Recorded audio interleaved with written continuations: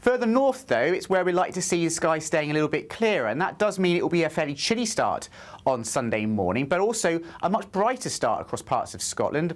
Some patchy frost in the glens as well, and generally most places starting dry. We will run into some fairly heavy rain, though, already developing across parts of Northern Ireland, and that rain already across parts of Wales and southern and southwestern parts of England. But here, look at those temperatures already in double figures for many, and it's going to be a mild but wet day to come for many. That rain continuing to push its way north and eastwards across the UK as we go through the course of Sunday. So any brightness across parts of northern Scotland will be fairly short-lived. It will turn windy once again, particularly across the southern third of the UK. But here it will be another very mild day, temperatures 13 or 14 degrees, and there could be some late brightness in places. A cooler day to come across parts of Scotland in the north, 9 or 10 degrees Celsius, the best temperatures here. The rain will be pretty heavy across Northern Ireland in particular on Sunday, and then later in the evening across parts of Scotland. So potentially some surface water on the roads. Do leave yourself some extra time for your journeys. Potentially some stormy weather on the way for some western parts of the UK, in particular on Tuesday, but staying very mild indeed through much of the week ahead. Expect warm spells with the odd rude interruption. Box Boilers sponsors the weather on GB News. We want to make the new year your best year yet, with a chance to win our greatest cash prize to date. A simply stunning £85,000 in tax-free cash could be yours. Treat the family to that bucket list holiday you've always fancied. Get your dream car you've always wanted. Or just relax, safe in the knowledge that the coming year is on us. For another chance to win £85,000 cash, text cash to 63225. One entry costs £2.50 plus one standard network rate message. Or text bonus to 63225. 5 entries cost £5 plus one standard network rate message. Go to gbnews.com/win. Entries start at £2.50. Call 0903 686 3232. Calls cost £2.50 plus your network access charge. Or post your name and number to GB18 PO Box 8690 Derby DE1 9TT. UK only. Entrance must be 18 or over. Lines close at 4 p.m. on the 30th of January. Please check the closing time if listening or watching on demand. Good luck. From the school run to the home run, watch a new show for all of Britain. So he can say whatever he wants. A straight-talking show where all voices are heard. And, you know, when are we going to stop talking about smashing the gangs and actually do it? With the stories that matter from every part of our country. There's a bit of a crash landing there for your Chancellor. Bold, fearless and standing up for you. That's me, Martin Dawdney, 3 p.m. till 6 p.m, weekdays, here only on GB News. The People's Channel, Britain's news channel. Westminster's full of talk, but out here, it's the real world. Am I allowed to talk then? No, that's it. This is where it matters, real people and real lives. That's what politics is all about. In fact, has Trump made a good start? No. Straight answers, no spin, and just a couple of pints. How many fingers have I ever got up? About 10. So join me for Lee Anderson's Real World every Friday at 7 p.m, only on GB News. The People's Channel, Britain's news channel. You want to know what's really going on in the corridors of power? Labour don't know what to do with you half the time, and that makes you quite lethal in the chamber. Get behind the headlines with Chopper's political podcast. Join me, Christopher Hope, as I sit down with the great and the good of British politics. We'll see where this ruling takes us. These are the stories shaping our nation. Chopper's political podcast, available now on all platforms. Listen in and stay ahead. Decisions made in Washington aren't just shaping America, they're shaping Britain too. From migration to global security, from crime to health. Whatever happens in the White House today will be felt in your town or city tomorrow. That's why The Late Show is live from Washington, D.C. Cutting through the politics to show you what it all means for Britain. The Late Show live every night at midnight. Only on GB News, Britain's news channel. All too often, people will be sitting at home watching a press conference live, and they'll hear loads of questions being asked, and they'll be thinking, that's not my question, that's not my concern. We don't care whose feathers we ruffle. We ask the questions that you want answering. You're all standing on the street protesting and want to have an open discussion. My name is Patrick Christie's. I do a show for GB News in the UK. Is it possible to talk to you quickly? Journalism in this country has been a cosy world full of groupthink until now. Well, this is the best view ever of Whitehall, looking out across all the tractor drivers of England who've come together to make their point. Hello, so as you can see, I'm here in Westminster as the protest begins. Yes, I'm very much in the thick of it. Look, we're challenging narratives here at GBNews, and that's what sets us apart.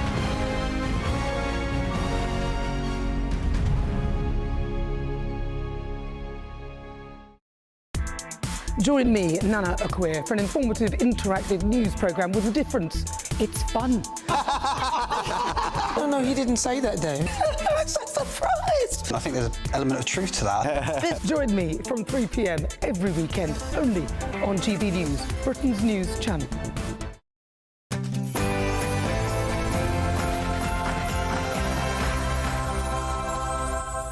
Good evening, everybody. It is Saturday night, and this is the Saturday 5, the UK's biggest Saturday night TV show. As you know, I'm Renee Hunderkamp, and here I'm with Will Kingston, Alex Armstrong, Trey Lowe, and No Kai. We've got Andy Twelves tonight on the show. Labour just can't leave its abusive European partner. Welcome to 1984. Has the Labour Party abandoned women? Work is the best medicine for mental health. And Nigel Farage should apologise. It's 6 p.m. and this is the Saturday 5.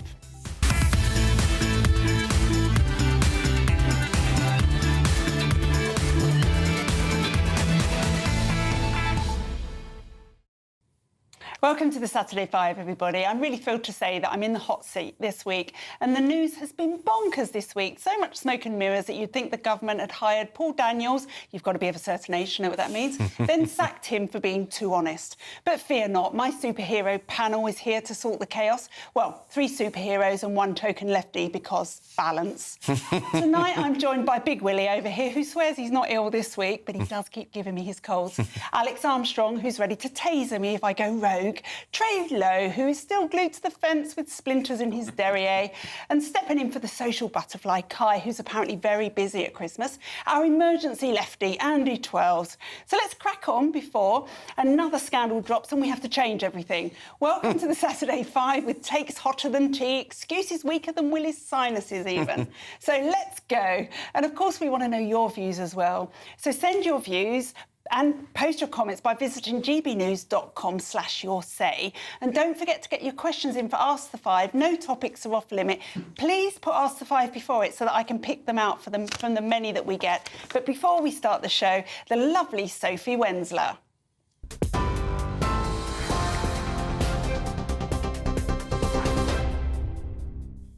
Renee, thank you. Good evening. Your headlines at 6 o'clock. Nigel Farage will reportedly launch a legal challenge over the government's decision to delay May's mayoral elections. That's according to The Telegraph.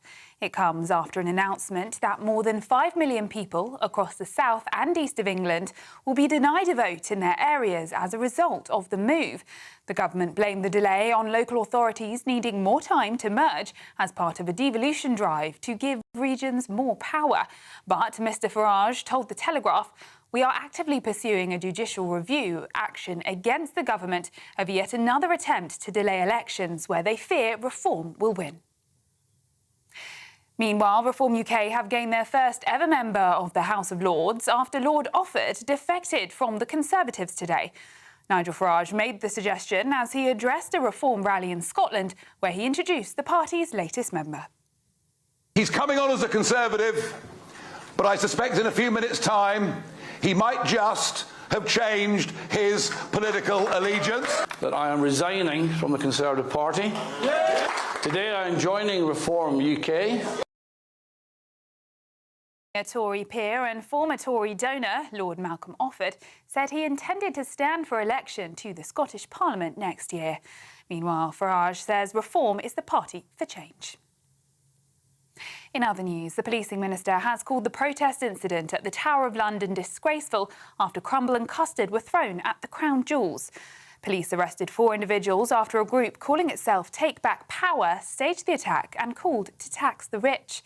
A video posted on X shows the group throwing the food product on the case and then protesting against homelessness.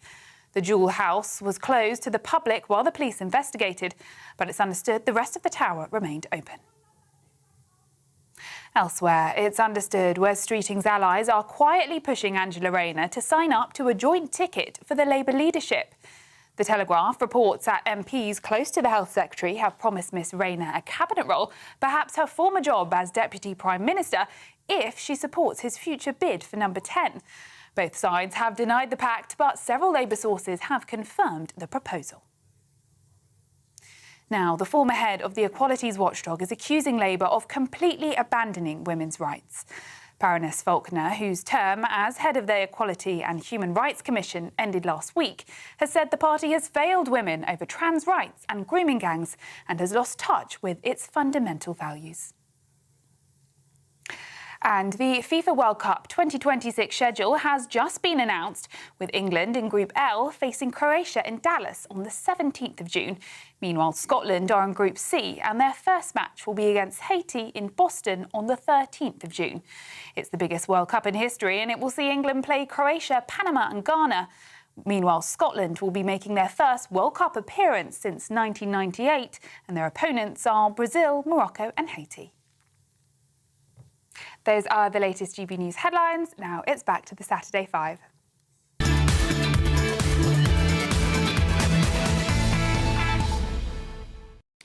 Thank you, Sophia. It's Saturday night and you're with the Saturday 5. And over the next 3 hours, the biggest debates, the hottest topics and entertaining interviews. So let's crack on with tonight's first debate. And I didn't want to break tradition. I'm going to kick us off again. So, welcome to authoritarian Britain. The land that gave the world the Magna Carta is now flogging it on eBay for spare parts. We're racing towards a future so dystopian that Putin just sent Kira a thank you bouquet and a signed little red book. Jury trials, quaint relics, too unpredictable. It's almost like they're letting the peasants roll the dice. Was not that safe, so they're stopping it. It's far safer to have a single state-approved robe sort it out between lunch and a quick round of golf. Then there's digital ID. That's going to be mandatory, facial recognition compulsory. So you'll buy your Greggs steak bake or dare to sneeze in public, and the algorithm will add it to your permanent naughty file. Children are being trained from nursery to smile for the nice cameras because Big Brother isn't watching, he's your line manager, your bus driver, and that creepy bloke who definitely lives inside your smart fridge. The House of Lords, well, hereditary peers are being booted out, 80 of them, to be fair, to make room for an industrial quantity of Labour donors. Democracy thrives when one party owns the entire crayon box and then eats the red ones first. Local elections, they've been postponed again, indefinitely, comrades. Nothing to see here. Nothing says vibrant democracy like quietly deleting half of the ballot boxes because Reform were about to turn them into confetti.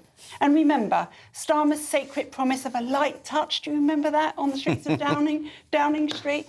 The state's touch is now so heavy that it's leaving fingerprints on my soul.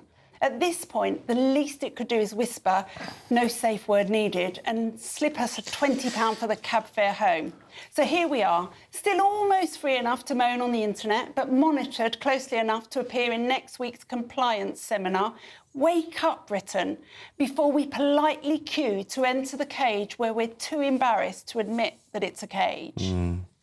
It's a shocking state of affairs, isn't it? It really is. We seem to go from one Orwellian nightmare to the next one, and we don't seem to have had any democratic say as to how that's happened. What I am becoming more and more radicalised by is the fact that politicians and successive governments put out manifestos that they say are costed and that have got the support of their party, got the support of the public, and then within 6 months, those manifestos are completely ripped up. In Labour's case, they are literally deleted from existence because they don't want to be people going online and finding it. That's been completely thrown into the dustbin, and then we're expected to just nod our heads and go along with it. Well, I'm sorry, if you think that there's a threat to democracy and you constantly attack other political parties for being authoritarian, well, actually, maybe you should start by looking at yourselves. Well, you know why they they can't actually say this in their manifesto because what you've just described is a conscious trade-off. Authoritarianism is a conscious trade-off for multiculturalism.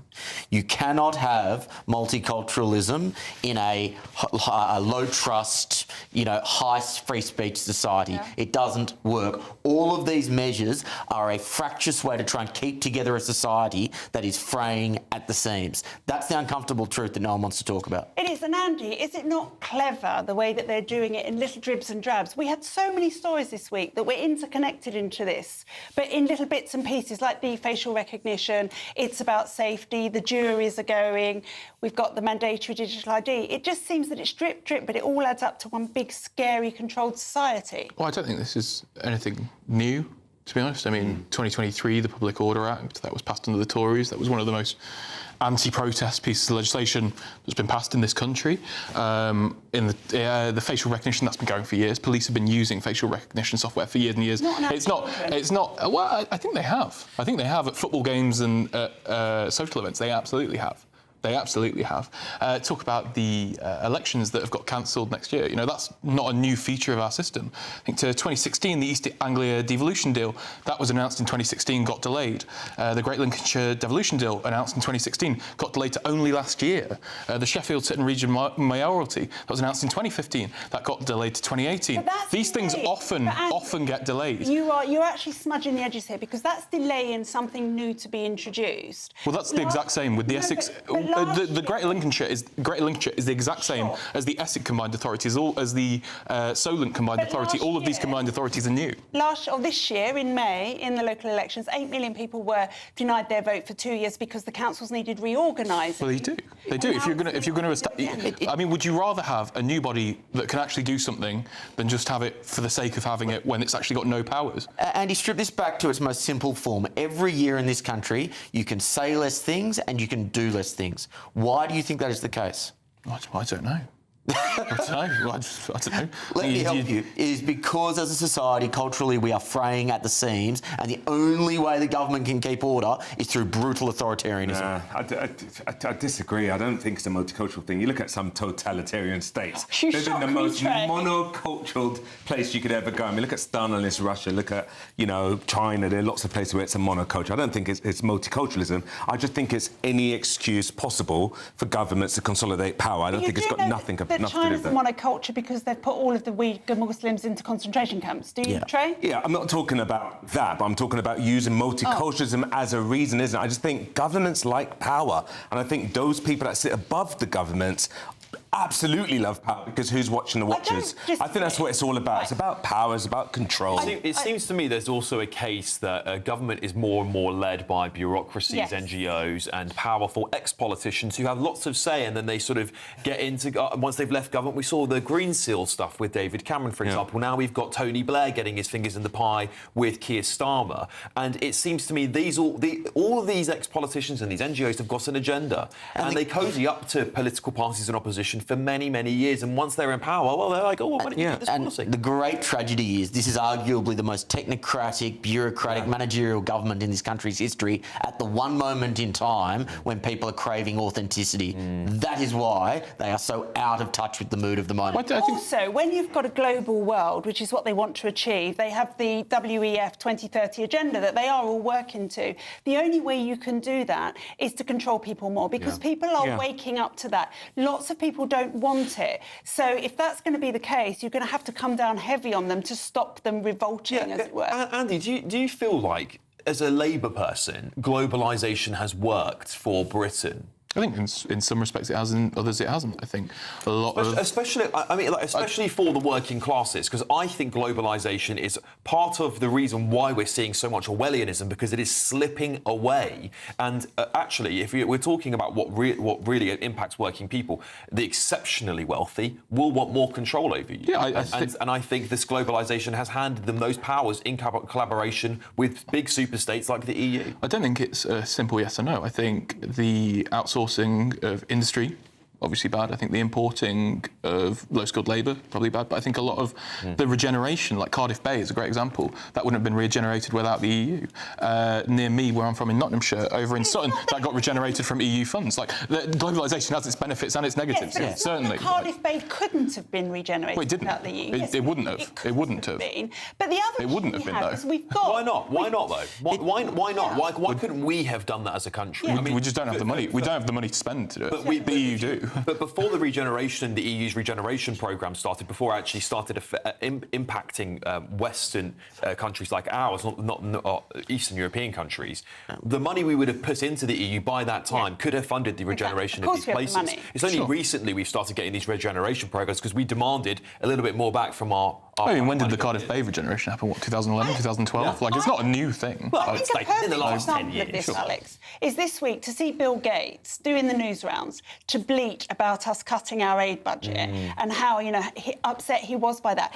These people, these billionaires like Bill Gates, you might want to argue that he's done good for the world. He's done good for Bill Gates. Every $1 he spends, he gets 10 back into that. What about the multimillionaires that donate to Reform? They just got, what was it, 9 million? The multimillionaires... Do you disagree that Reform should be taking money from these evil billionaires and millionaires? If there's money there to be had, have it, because that's the system, Andy, as you would always say to me. But the important thing is people like Bill Gates can open any door to any monarch, any government, anywhere in the world, so they have the power, we don't. But this is all an economic conversation. The biggest threat and concern for me is that this global agenda ultimately is an attack on the individual cultures of Europe and of the United Kingdom. And the end result is this one kind of wishy-washy, nothingy version of multiculturalism where all cultures are equal and nothing has any sort of historic value or pride or anything that actually signifies it as being something that was once wonderful.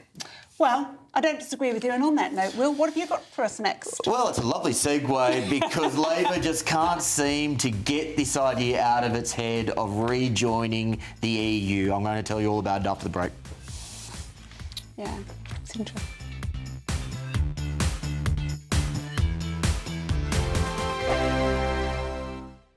Bold. They are under no illusion. Ray. Are you a human trafficker? Boundless. I've had enough of the nonsense, and I'm not afraid to say it.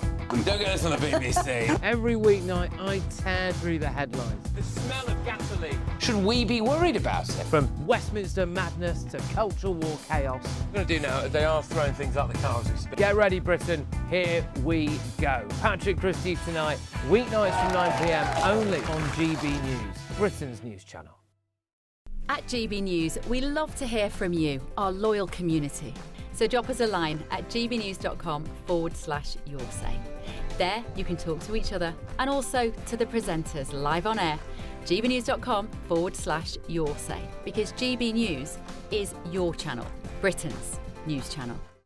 Hi, I'm Michelle Dewberry, and my show is your opportunity to cut through all the noise and dive in headfirst to some robust debates. Ideas clash. Situation, isn't it? Because the failure is... You're deliberately avoiding my point. Nothing's held back. And if you think this is the end of it, wait for more. And we do not shy away from the difficult stuff. Sometimes I want to shake people and say, if only you understood. So join me on Jubes & Co. weeknights at 6 p.m, only on GB News, Britain's news channel. Join me, Nana Akweer, for an informative, interactive news programme with a difference. It's fun. No, you didn't say that, Dave. I'm so surprised. I think there's an element of truth to that. Join me from 3 p.m. every weekend, only on GB News, Britain's news channel. Mornings don't have to be tiresome, especially if you have the right company. Wake up to news as it happens, opinion and debate, and of course, a little bit of entertainment too. Because when the kettle's on, we're on. That's Breakfast on GB News, a show worth waking up for. Every morning from 6 a.m. Only on the People's Channel, Britain's news channel. We'll spread the news, you spread the word. Britain deserves a newsroom that puts the facts and your voice first. Well, and that's what you get on GB News. Lively debates, lively conversation. And we're not afraid to hold power to account. And each other. So join me, Andrew Pierce. And me, Miriam Gates, for Britain's Newsroom, weekdays from 9:30 on GB News. Exciting news. Every Friday, my Patrick Christie's Tonight Show is going to have a twist to it. We're welcoming some special guests. You. That's right, on Fridays I'm going to be doing my show in front of a live studio audience because this show is about you and what you have to say. It's going to be the same big debates, same big topics, same big opinions, but every Friday night at 9 p.m. you are invited to come on down to Patrick Christie's Tonight to be a part of the action. Only on GB News, the People's Channel, Britain's news channel.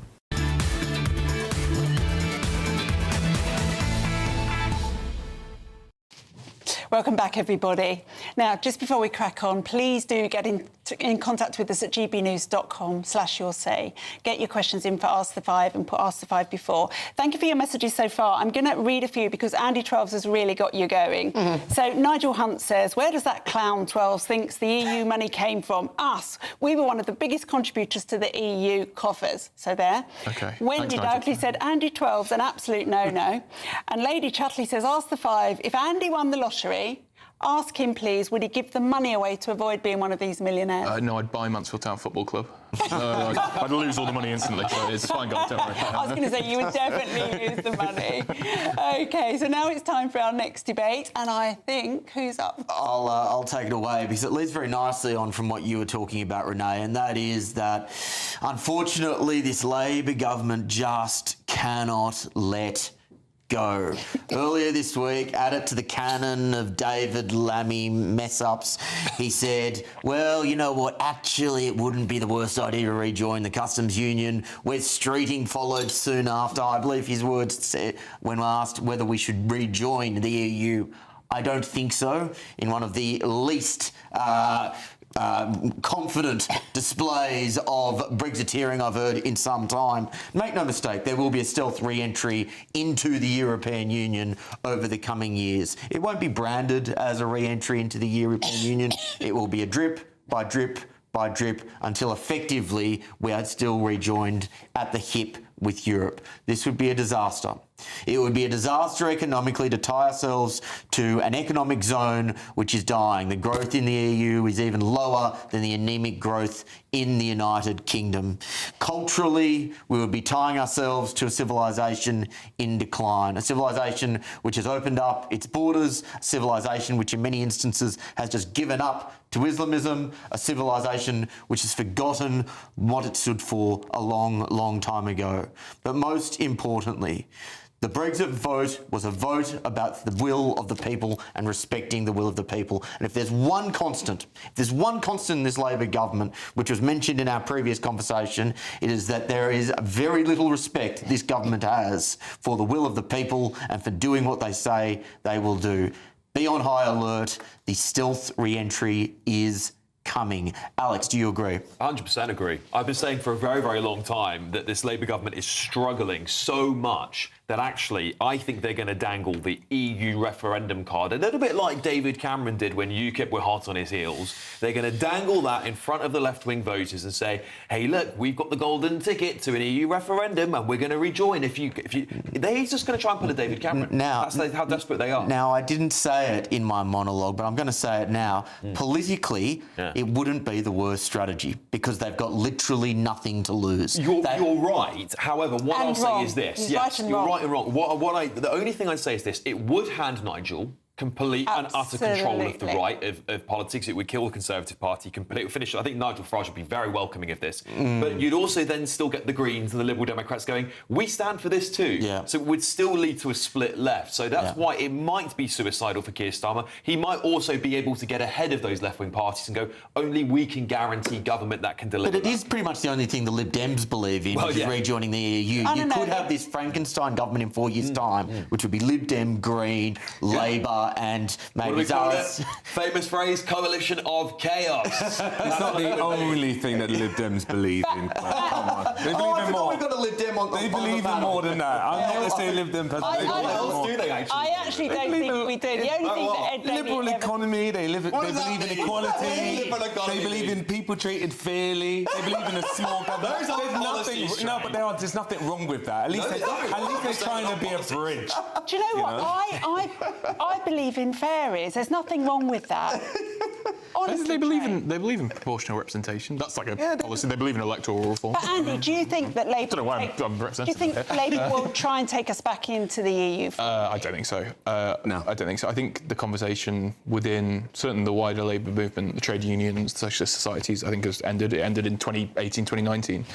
The conversation's over. It's moved on. To be honest, I'm not saying a formal re-entry into the EU. I'm saying all of the mechanisms by which you are effectively a part of the EU will be utilised. Well, the customs union, for example. Once you get into the customs union, you are effectively a member of the EU without any political power. And this is what David Cameron essentially came back with before the referendum. He said, I've got this deal for you, which was the worst deal in history, which is we're in, but we're out, right? Yeah. We're in without voting on certain things so they can become a superstate and we can stay in the corner here, which is essentially what we've become today. We've actually just adopted David Cameron's Brexit negotiation. And he was a Remainer. And he was a Remainer, and it was a Remainer deal. We are currently living the consequences of that, which is no political power within the EU and realigning. I still stand with we should have just gone hard out. Yeah, hard out. But can you guys answer this though? What good has come out of Brexit? Honestly, generally.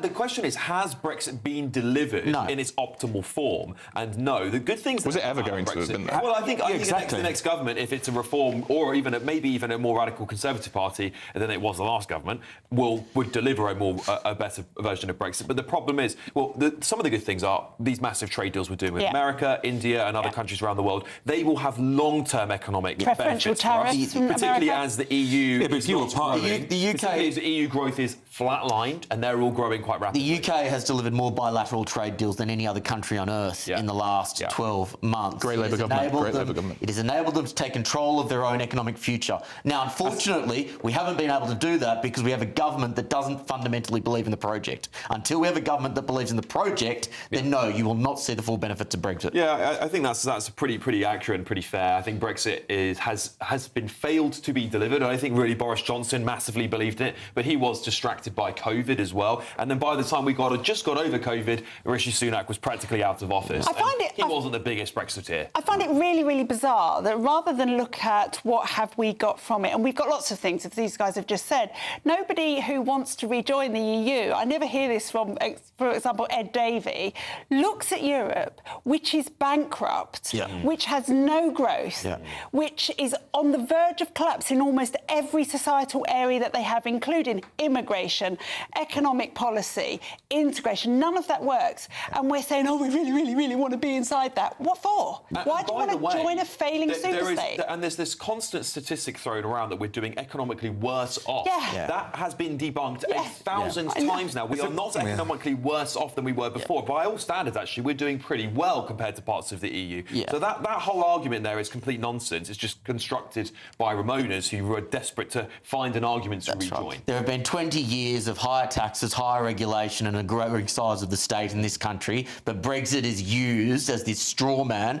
basically to say, well, that's the reason why the economy is stuffed. That means, ironically, that means you probably think Starmer's done a pretty good job considering he did a lot of this negotiation. Well, no, because he didn't do lots of the negotiation, and that's what Andy would have you believe. But, for example, the India trade deal has been worked through for the last 5-6 years, and they have just pushed it over the line. It did hit quite a big bottleneck in 2022, yes, to be fair. Because what has Starmer given them in way of visas? When has he ever negotiated and said, look, unless you do this, you're not getting your visas? Do you know who my favourite Remainer of all time is? Remainer, OK, go on. Radical Conservative Liz Truss. She was a big... People forget this now. Her political journey from 2020 onwards, she was a big Remainer. But she isn't anymore, is she? Well, who knows? Who knows? She's a YouTuber now. So, you know, who knows what Not she an thinks. unfair point. But she was a big Remainer. Would you consider Liz Truss a part of the Ramona class of 2016? Would I? No. Yeah. Well, she was a Cameroonite, a Cameroon, if there ever was one. You know, she was selected on the A-list. She was there from day one. She was his... I think this... I wouldn't pass Boris Johnson as the greatest Brexit supporter either. He flip-flopped on that. He even wrote 2 articles that are completely diametrically opposed. I think there's this rose-tinted glasses that people wear when we talk about the Brexit referendum and look back on it now. A lot of these big Tories were massively in favour. Because even Jeremy Corbyn, who is one of the most left-wing politicians in this country, even he, by all private accounts, was not a fan of the European Union because that. He had a socialist critique of it. It wasn't a base Dominic Cummings leave the EU. Socialists. I put this back to actual socialists. By workers' rights, the EU is actually not as good for people because they have no democracy. There's a big bureaucracy behind it. There's a far less control. It works much more hand in hand with massive corporations. You don't have to preach to me. I agree. I'm just saying. I agree. Actually, the EU is not this bastion of socialism and great. It's actually a neoliberal corporation. I supported left Brexit. I supported left Brexit. Do you know, don't have to preach to me. I can't help feeling that actually this ongoing desire to rejoin the EU stems from the fact that everybody in this country is just so damn unhappy about what it's like in this country. And they're clutching at straws that this might be the panacea to a happy place. It won't be a panacea to a happy place. That is exactly right. Basically, it is being used as an excuse for all of the country's ills, and it is also being used now as a political distraction by Labor for all of their faults and failings. There were a few pluses about the EU. I mean, look at hospitality. It's been absolutely decimated. But a lot of people have come. But that's true. And even me as a landlord, you know, you used to have like Polish buildings. You tell us you're an entrepreneur. The reason that all of these businesses have been decimated is because they're not paying wages high enough to entice UK citizens out of bed. That's what's going on. I mean, that's a whole different argument altogether. But there were certainly people who came over from the EU who were all right working those jobs. I think the issue was we framed... You can still come over from the EU. You just have to stand in a different line at the airport. It's not as easy. And I think when you look at London, London was always a lot more pure European. I think there's a lot of scapegoating around the whole EU stuff and regaining sovereignty, and it didn't quite work out that well. There's always going to be some pros and cons, but actually the difference, the thing about Europeans coming and living here, the only difference is they have to apply for a visa like everyone else does, the same way we would have to apply for a visa. Now, actually, they would get quite preferable treatment if they did, and actually the British government could target bringing more of the people from Europe over to Britain if they wanted to. That was their choice to bring them over from mostly South Asia and other parts of the world. Alex, it's a brilliant point, but now I want to know what you're going to tell us about. Well. Another week is just yet another person who's decided they're going to come out against the Labour Party. One of their lords has decided that actually Labour doesn't stand for women anymore. And ladies, I'd love to hear what you think and you'll say. That's brilliant. I can't wait. Join us after the break for that.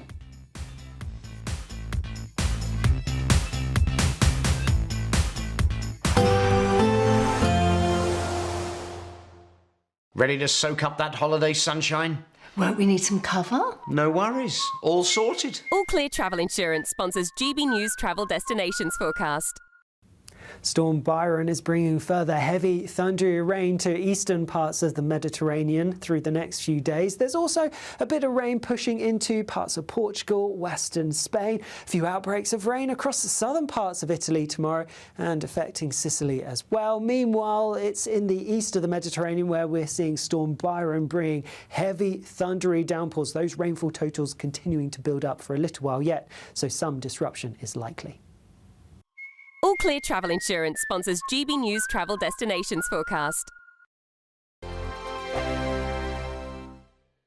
Hello again and welcome to your latest GB News weather update from the Met Office. There will be a few showers around for some of us this evening, but actually it's going to turn drier for a few hours for many, and the winds will ease down temporarily too.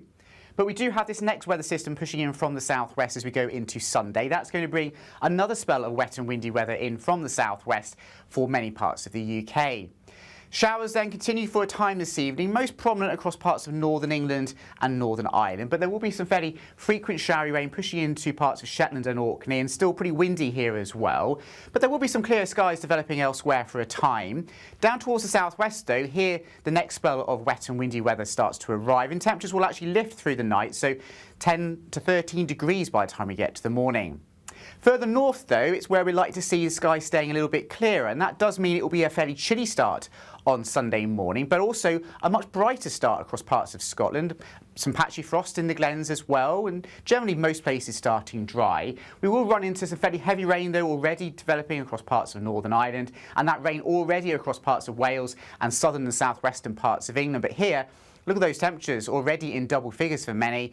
And it's going to be a mild but wet day to come for many. That rain continuing to push its way north and eastwards across the UK as we go through the course of Sunday. So any brightness across parts of northern Scotland will be fairly short-lived.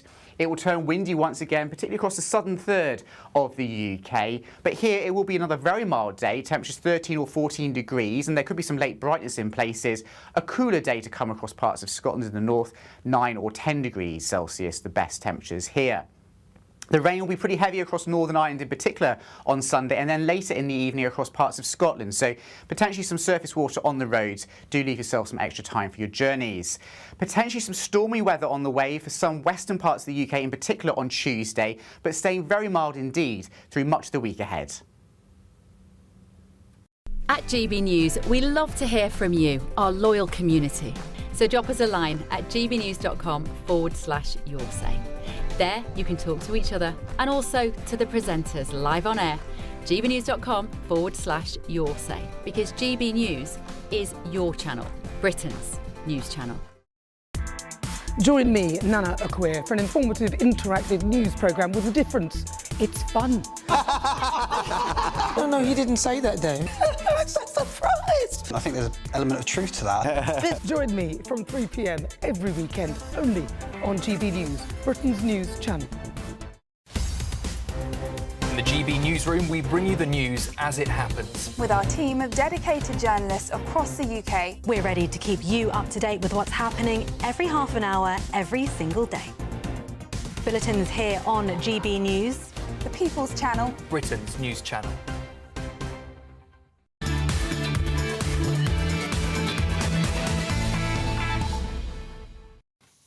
Welcome back to the Saturday 5. Before we get going with Alex, let's please get in contact with us at gbnews.com/yoursay. Get your questions in for Ask the 5. I am picking them off, and there are some brilliant ones, but get more and put Ask the 5 in before. So thank you for all of your messages so far. I will read more later, I promise. But right now, this is an important topic to me, and I want to get to it. So Alex, take us away. Well, thank you very much, Dr. Renee. Labour has abandoned women, hasn't it? Those are the words of Baroness Faulkner, a long-serving Labour feminist who claims ministers are terrified of their own left-wing MPs who want to simply push the trans issue at every single opportunity. And she's not wrong. She's not wrong, is she? Bridget Phillipson's still delaying implementing guidance from its human rights watchdog on how businesses, employers and public bodies should interpret April's landmark Supreme Court ruling on the trans issue, which frankly should never even needed to have taken place, but there we go. But it's not hard, Bridget. It really isn't. A biological man is a man and a biological woman is a woman. That is the ruling boiled down to very simple terms that all of us can understand. So why the delay? Is it because she, as Lord Faulkner implies, is terrified of her far-left backbench Labour MPs and, of course, the vocal but very loud and abrasive trans activists that follow them around? This is, sadly, the state of the Labour Party today. Let's not forget, this was the party that was pushed, kicking and screaming, into a nationwide grooming gang inquiry. A party whose leader and Prime Minister shunned its feminist Rosie Duffield, a Labour MP who dared to challenge the party on the trans issue. This is the Labour Party now, infiltrated by elements of the far left, held at ransom by radical minority activists, unable to even implement a simple report that should just say men aren't allowed in women's spaces. This is the party of working people. This is meant to understand those fundamental basic principles of the people in our society, not the wealthy, not these vocal minorities. It's meant to support the working people. Not only has it abandoned women, it has abandoned its roots and the working class. It's a circus. Andy. A couple of issues with your spiel there, as talented as it was delivered. Thanks. You misgendered her there. You said Lord Faulkner. Sorry, very briefly Baroness there. Faulkner. My apologies. And also, which we can't have on this show. We can't have on this show. I'm sure Baroness Faulkner wouldn't have minded. Well, you never know. Why is it only the lefty that noticed that? I was the only one listening, seemingly. And another factual error. You described her as a Labour peer. She's not a Labour peer. She was a Labour member, wasn't she? No, she's been a member of the Liberal Democrats since the 1980s, even serving as their Director of International Affairs and Director of Policy. She's never been a Labour Party member. She's been his homework very well. She's been a Liberal Democrat her entire life. Because you relied on Wikipedia, I went a bit deeper. She was initially a Liberal Democrat peer, and she then became a crossbench peer. She became a crossbench peer when she took up the... No, before that, and she mainly supported Labour. She's a Liberal Democrat.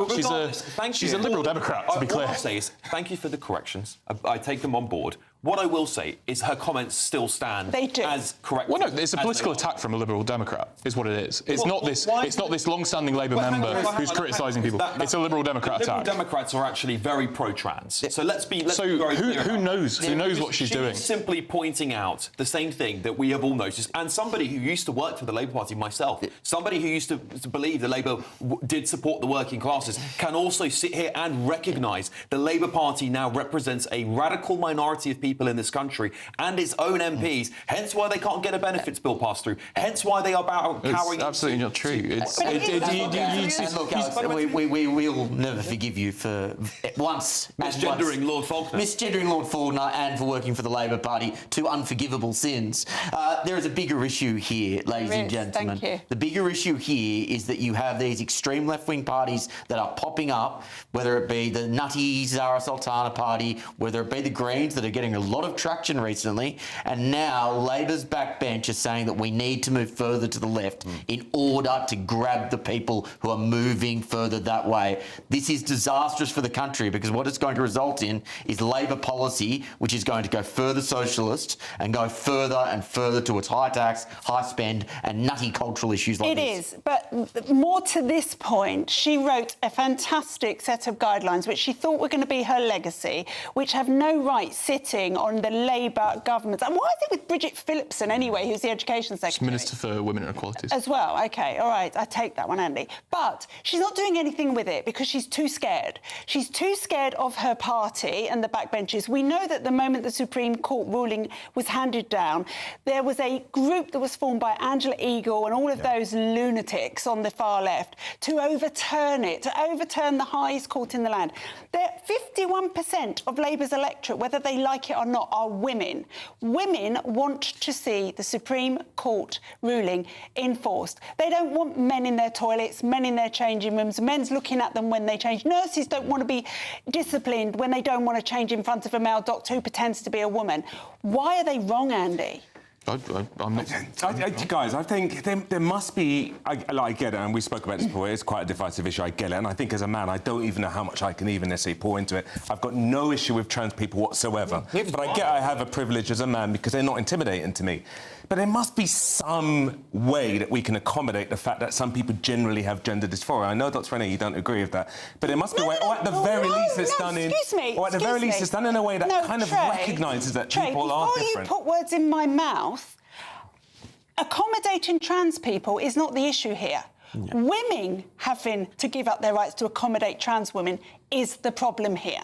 We can have separate facilities for trans people. We can have separate sporting events for trans people. We can have everything separate. But I'm not giving up my rights for them because they've decided that's what they want to be. And it really... I don't think they've decided that. I think they are that. I think they are. Just to summarise my argument, I just ask any woman who's watching this programme, what do you think the Labour Party has done to advance women's rights in Britain since it's been in office? I think they will struggle to answer that question. That's what I want to summarise. Yeah. Of course they will. Of course they will. Look, all the time, this is men mansplaining to me why I have to accommodate... Why didn't you invite a Labour Party woman on, then? a female member of the Labour Party. OK. All right, with that... If you don't want mansplaining, invite a female member of the Labour Party. Well, we do. They don't come. Trey, you didn't invite anyone on today. That is a hard one, and I'm going to segue, as you say, into a slightly different issue, and that's the issue of the over 500,000 people that are claiming disability benefits that have some form of mental health challenge. So, I mean, most people who followed me understand my journey. At age 15, I was given a drug called Stemetil, which caused me years and years of issues with my own mental health, with very, very severe tinnitus, with very severe derealisation and really chronic anxiety. So I do get it. I get it completely what it's like to suffer with mental health challenges. And in this category, I'm not including things like bipolar disorder or things like schizophrenia. But what we have seen is a rise of lots of mental health challenges, ADHD, anxiety, etc., which are causing people to stop and check out of everyday society and not to work. And I know in terms of my own journey, the thing that made a big difference was actually working. And not just normal work, I think work is the answer for it, but also doing the mindset work, the self-work, the health work, everything that needs to be done rather than popping pills and deciding not to go to work whatsoever. And I actually welcome the fact that there's a review going into just how many people are almost being allowed to self-diagnose, because you kind of can, because nobody's in your head. And I do think it's time that the government, the power that be, actually look at a lot of these health issues that people have around mental health, and really people get back to work. What do you guys think? I certainly agree. I do think that I saw earlier on today in a news article that doctors are having to tell people actually that stress isn't a health condition. And actually many doctors, a lot of the time, are very accommodating of that as a medical issue. I mean, Dr. Renee's probably far more qualified to answer this than I am. But it does seem bizarre to me that we do seem to prescribe everything for everybody. And actually, sometimes life is hard, you know? I've been on antidepressants twice in my life. And it didn't work. And in both instances, when I went to the GP, they put me on the pills within a 5-minute conversation. Exactly, yeah. Within 5 minutes. And in both instances, I think if I just got off the couch, started my exercise regime again, and actually basically got healthy and focused on my routines, that would have been the more appropriate solution. OK. There is an overdiagnosis crisis in this country. There is, but I also want to flip that the other way. There is an over-dependency in this country for anything, not just mental health, on a quick fix pill. And it doesn't matter as a GP. I very rarely give out antidepressants because they don't work. The evidence is skewed and stupid. Yeah. And I try not to. But there will always be those patients who will absolutely demand an antidepressant. And in the end, what do you do? What do you do as a doctor? Have you got a legal right to refuse that? Yeah, I mean, as a doctor, I'm supposed to only prescribe when I feel it is of benefit to the patient. But I try and have a two-way conversation. There's some patients who just won't hack it. I get people who have had a relationship breakup 3 days before who want to go on antidepressants. But surely this is also part of the stress nature of the NHS, where it is easier to have a 5-minute conversation which ends in a prescription than a half-hour conversation about your lifestyle, your habits, and some sort of cognitive behavioural therapy. Surely it starts there. Well, possibly, but I mean, I work in a practice where we have 15-minute consultations anyway. And if we need to run over for mental health, which happens, then we will. But it's very hard to convince people to take responsibility for their own health in any area of life. And it is hard. Look, listen, I've been there. I've been, like, literally curled up on the floor, literally crying in tears, especially with tinnitus. Anyone that has tinnitus knows how hard that is. I have tinnitus and derealisation. But I think it's too easy that pills are given and they don't work. I've tried, like Will has, they haven't made a difference. But going to the gym, working out, doing deep breathing, etc., made a big difference. Definitely. Andy, what are you going to bore us with after the break? I'm going to be talking about a letter that has been written to Nigel Farage asking him to come clean about something. It's quite exciting. After the break, we can look forward to that, guys. See you then.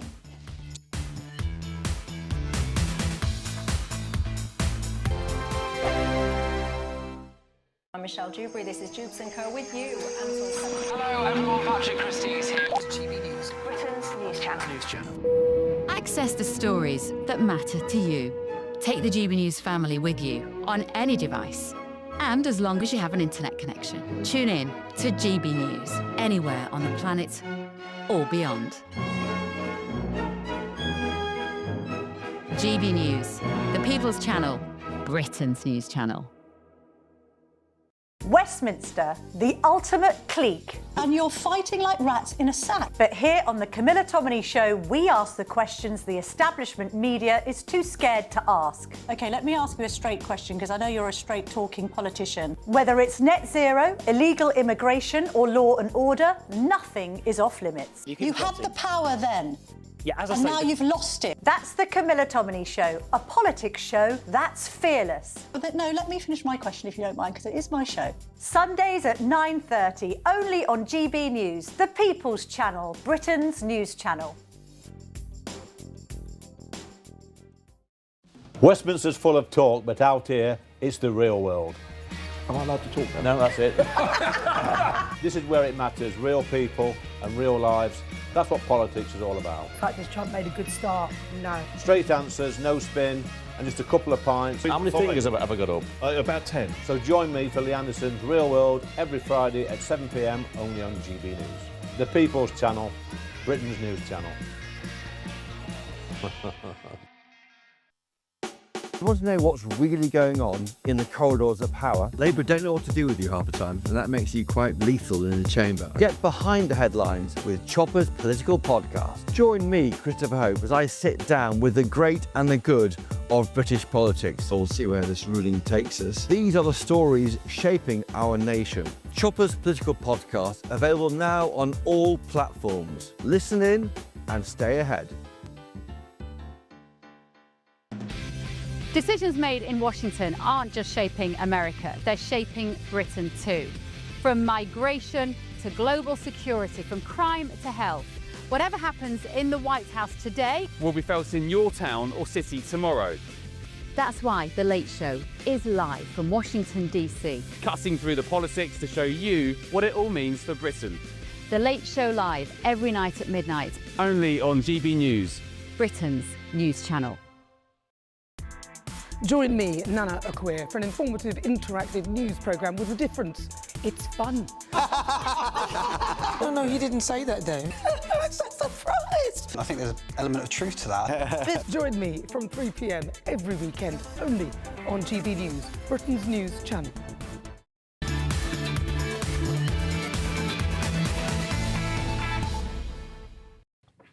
Welcome back, everybody, to the Saturday 5. Now, please do continue to get in touch. We are reading everything, Alex and I between us, at gbnews.com/yoursay. Get your questions in for Ask the Five. We've got some real brilliant ones in. I can't wait to do those later.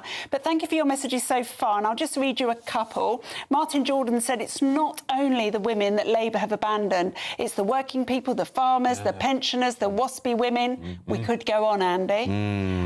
Diane at Vote Reform said, at last we found a Labour member with a backbone. Andy would dispute that, of course. The Baroness deserves a medal for calling out the wokeness which has led to the trans movement getting such a foothold in today's society, for calling out the lack of urgency in setting up the rape gangs inquiry. We need to hear more from the Baroness. I thought she was talking about my backbone, and I thought she was praising me for a moment. We know that already. But anyway, now it's time for our next debate. So, Andy, what have you got for us? Speaking of spineless people, Nigel Farage. 11 survivors of the Holocaust have sent a letter to the Reform UK leader, Nigel Farage, demanding that he stop deflecting about allegations of racism and anti-Semitism whilst he was at school and just admit and apologise for it. They include someone who lost 27 members of their family to the Holocaust and someone who spent a year in Auschwitz. They can't be called racist or homophobic like Farage did to the BBC. These Holocaust survivors just want him to own up and apologise for it. And I don't think that is above Nigel Farage, despite his polling. That's all I've got to say on it, to be honest. I can happily start on this one. Yeah. This whole thing is utter rubbish. Do you think those 11 Holocaust survivors are talking rubbish? I don't care whether they're Holocaust survivors or not. Wow. They have no evidence to prove Nigel Farage has said that. He has denied. He hasn't. He said I didn't directly racially abuse someone. Andy, how does one indirectly racially abuse someone? Denied he racially abused. Have you ever indirectly racially abused anyone, or directly? That's not what we're talking about here. We're talking about these comments, and I'm I'm sorry, this is a left-wing attack. The Holocaust survivors are all left-wing messes, are they? They are desperate to try and get something on Nigel because he's still at 30 points in the polls, and Labour and the rest of the left wing are on the back of the line on the polls for the rest of the country. This is really quite sad. Do you know who else said this? Do you know who else said this, Alex? 50 years ago, that man was in school, by the way. Yeah. And there's a reason why kids go to school. It's so they can... To learn anti-Semitism and racism? I don't think so. Listen, when I was at school, there were kids saying nasty things to each other, racist things, horrible things to each other all the time. All right? And I'm sure that wasn't... Would they deny it, though? Would they deny it if they did it? I don't know whether they deny it. No, but this is ridiculous, but regardless of all of this, regardless of all of this, you are doing what you're expected to do from the left. You're terrified of reform, so let's go down this rabbit hole. Nigel Farage has got a party that, over and above any other party, has supported the Jews in this country and Israel more than any other. Then why doesn't he just apologise? He's clearly not anti-Semitic. He also has a man sitting next to him who is forming all of his policy, who, unusually for Nigel Farage, when there was a falling out, asked him to come back, who is not white. He's clearly not racist. So all of this is just, again... Then why doesn't he just apologise? Why didn't he admit it and apologise? He keeps deflecting it. He keeps deflecting it. If you were accused... Well, he's not denying it. He keeps running around going, well, I've never directly racially abused anyone. No, he hasn't said that. You need. He did say that. That was the interview. He's been far more... He's clarified that. Just do... If someone said to you, Andy, when you were at school, you were racist, Andy. Right? What would you say to that? If I said, Andy, someone's told me you're racist at school, what would you say? If I'd done it and 27 classmates of mine had come out and said it, I would apologise for it. If I'd done it, I would apologise for it, Alex, as a normal person would. I genuinely Some of cannot... our classmates have said they are here. I cannot remember a single thing I said in the playground as a 13-year-old. Good point. Add on another 20 to 30 years for Nigel Farage. This is so ridiculous. But even if he did say this, if this is the level we're going to go to of school chants, it may have been gallows humour, we've shorn all context. Well, the Jewish student didn't find it as gallows humour, did he? All context from it, then you are going to continue to get rubbish people in public office because literally everyone in school at one point or another has said something that by today's standards will be considered... Do you know what? I have to admit, though, normally I don't agree with these guys, but I think the fact that it was at school so many years ago, it does feel a little bit like people are clutching at straws because he's doing so well. And I don't know whether he did or he didn't, and we can't say that, but obviously if he does admit it, they're going to pile in on him, and you can't argue with what Dr. Renee says. He's probably been the biggest supporter of the Jewish community there is, so it's like, it's a hard one, really, to pin on him. You're actually right, and I think the thing about the left is this: if you can't beat him on his policies, you're going to lose. The British public are not stupid. They also don't What policies? care about... What are his policies? What are his policies, Alex? What are his policies? You are playing the man. He doesn't have any... Yeah, good. We should. I don't want a racist and anti-Semite as Prime Minister. I don't. He's proven to you... He was 13. Wait, please. He's proven by his actions that he's neither of those things. Well, he and is. you should judge him. I believe these people. I believe them. Stop Andy talking now. I believe them. Loads more to come on the show tonight. Phew. Including Southwark Council offering black art sessions and creative wellbeing space for global majority communities. That was a mouthful. Come back after the break and I'll keep Andy in tow, I promise. Weather next.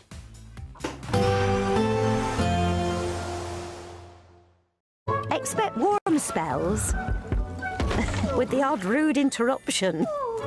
Box Boilers sponsors the weather on GB News. Good evening and welcome to your latest GB News weather update from the Met Office. As we move into Sunday, we do have further rain on the way, spreading northeastwards across the UK, but bringing with it some mild southwesterly winds. And here it is on the pressure sequence. So low pressure in charge, this frontal system bringing the rain northwards as we go through the day on Sunday. And the ice bars once again squeezing together, particularly in the south. So showers will gradually die away for some of us through the course of this evening, but they will continue across the northern Isles of Scotland. Otherwise, some clearer spells developing for many, but later in the night it starts to turn cloudier and breezier across the southwest. Temperatures start to rise as well, 10 to 12 degrees by the end of the night, and there will be some outbreaks of rain arriving for many of us by the time we get to the morning. Further north, though, it should be a largely dry night and a bright start to the day on Sunday, even with some sunshine across parts of Scotland. But it will be quite chilly. There could even be some patchy frost in the glens first thing. We'll run into the cloud and the rain across parts of Northern Ireland, and that rain will be steadily turning heavier through the morning, a rainfall warning coming into effect at 8 a.m. Quite a damp start to the day across more southern counties of England and across Wales too, and that rain is only going to get heavier as we go through the course of the morning. It will start to turn breezier too, and the rain will continue to spread its way northeastwards across the UK as we go through the day on Sunday. The rain generally always heaviest towards the northwest, especially Northern Ireland, where there could be some surface water on the roads, and then reaching parts of Scotland through the afternoon. Staying fairly cool across the north of Scotland, but mostly dry until after dark, and perhaps brightening up in the far southwest later in the day. For Monday, it's looking like a brighter day for most of us. We'll all see some sunny spells at times. There'll be a scattering of showers here and there, particularly in the north and the west. Some of those heavy with the chance of thunder, and perhaps turning cloudier in the south later in the day. And that's ahead of what could potentially be quite a spell of very strong winds and even stormy conditions for some parts of the UK as we move into Tuesday. Expect warm spells with the odd rude interruption. Boxed Boilers sponsors the weather on GB News.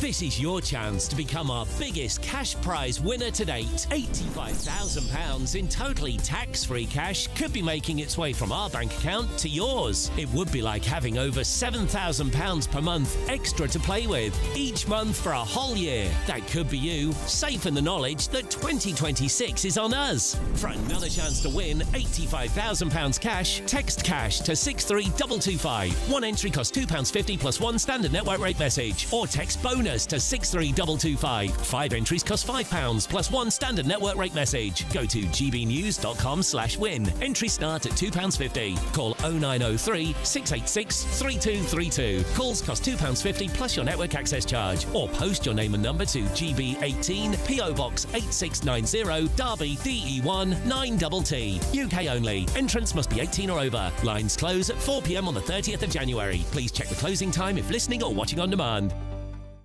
Hi, I'm Michelle Dewberry, and my show is your opportunity to cut through all the noise and dive in headfirst to some robust debates. Ideas clash. Situation, isn't it? Because the failure is you're deliberately avoiding my point. Nothing's held back. And if you think this is the end of it, wait for more. And we do not shy away from the difficult stuff. Sometimes I want to shake people and say, if only you understood. So join me on Jubes & Co. weeknights at 6 p.m. only on GB News, Britain's news channel. Join me, Nana Akwe, for an informative, interactive news programme with a difference. It's fun. No, you didn't say that, though. I'm so surprised. I think there's an element of truth to that. Join me from 3 p.m. every weekend, only on GB News, Britain's news channel. From the school run to the home run, watch a new show for all of Britain. So he can say whatever he wants. A straight talking show where all voices are heard. And, when are we going to stop talking about smashing the gangs and actually do it? With the stories that matter from every part of our country. There's a bit of a crash landing there for your Chancellor. Bold, fearless and standing up for you. That's me, Martin Daubney, 3 p.m. till 6 p.m, weekdays, here only on GB News. The People's Channel, Britain's news channel. Britain deserves a newsroom that puts the facts and your voice first. Well, and that's what you get on GB News. Lively debates, lively conversation. And we're not afraid to hold power to account. And each other. So join me, Andrew Pearce. And me, Miriam Gates, for Britain's Newsroom, weekdays from 9:30 on GB News. At GB News, we love to hear from you, our loyal community. So drop us a line at gbnews.com/yoursay. There, you can talk to each other and also to the presenters live on air. gbnews.com/yoursay, because GB News is your channel, Britain's news channel.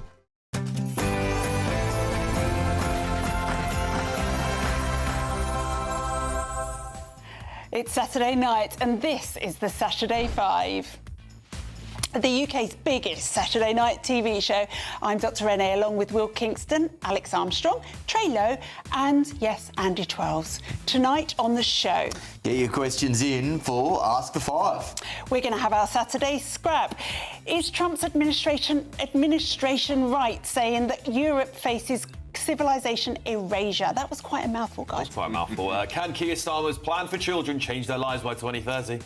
Israel controversy in the Eurovision. Should music not be political? And what did big Zach Balansky say about our care workers?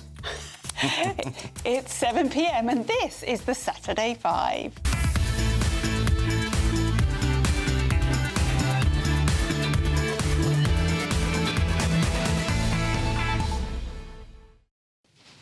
1 hour down, and of course, we still want to know your views all of the time. Send them in, post your comments by visiting gbnews.com/yoursay. But before we start tearing each other apart again, it's your Saturday Night News with Sophia Wensler.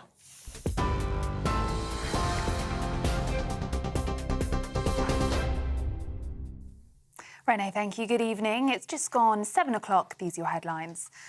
Nigel Farage will reportedly launch a legal challenge over the government's decision to delay May's mayoral elections. That's according to the Telegraph newspaper.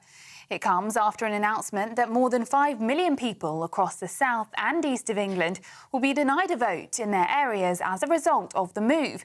The government blamed the delay on local authorities needing more time to merge as part of a devolution drive to give regions more power. But Mr Farage told The Telegraph, "We are actively pursuing a judicial review action against the government over yet another attempt to delay elections where they fear Reform will win." Meanwhile, Reform UK have gained their first ever member of the House of Lords after Lord Offord defected from the Conservatives today.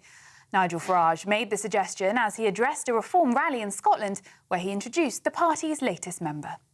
He's coming on as a Conservative, but I suspect in a few minutes' time he might just have changed his political allegiance.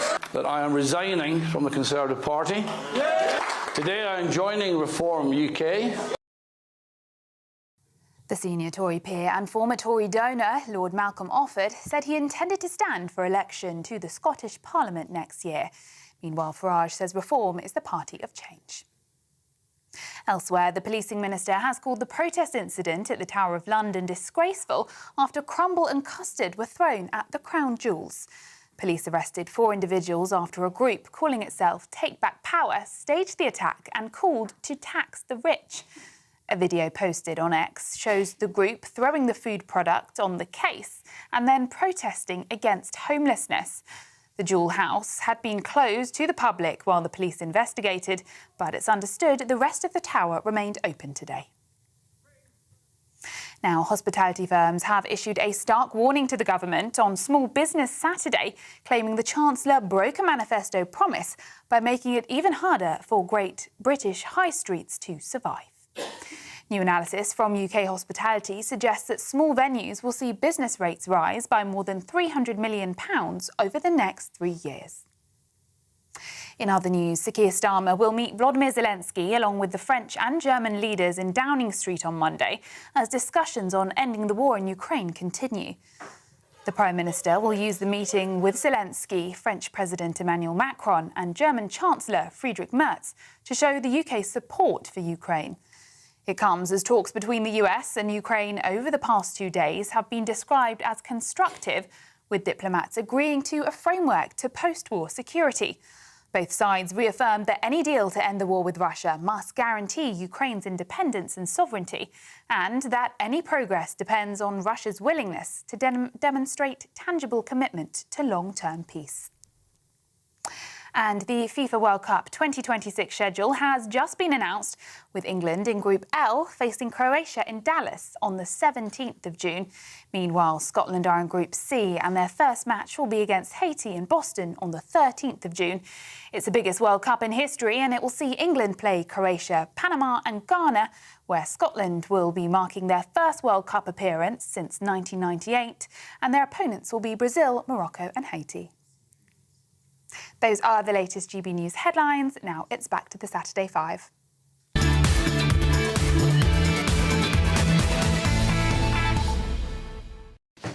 It's Saturday night and you're with the Saturday 5. I'm still Renee Hundekamp and I can promise you that you are in for another very lively hour. Where does the time go? It's just flying by. But let's crack on with tonight's main event.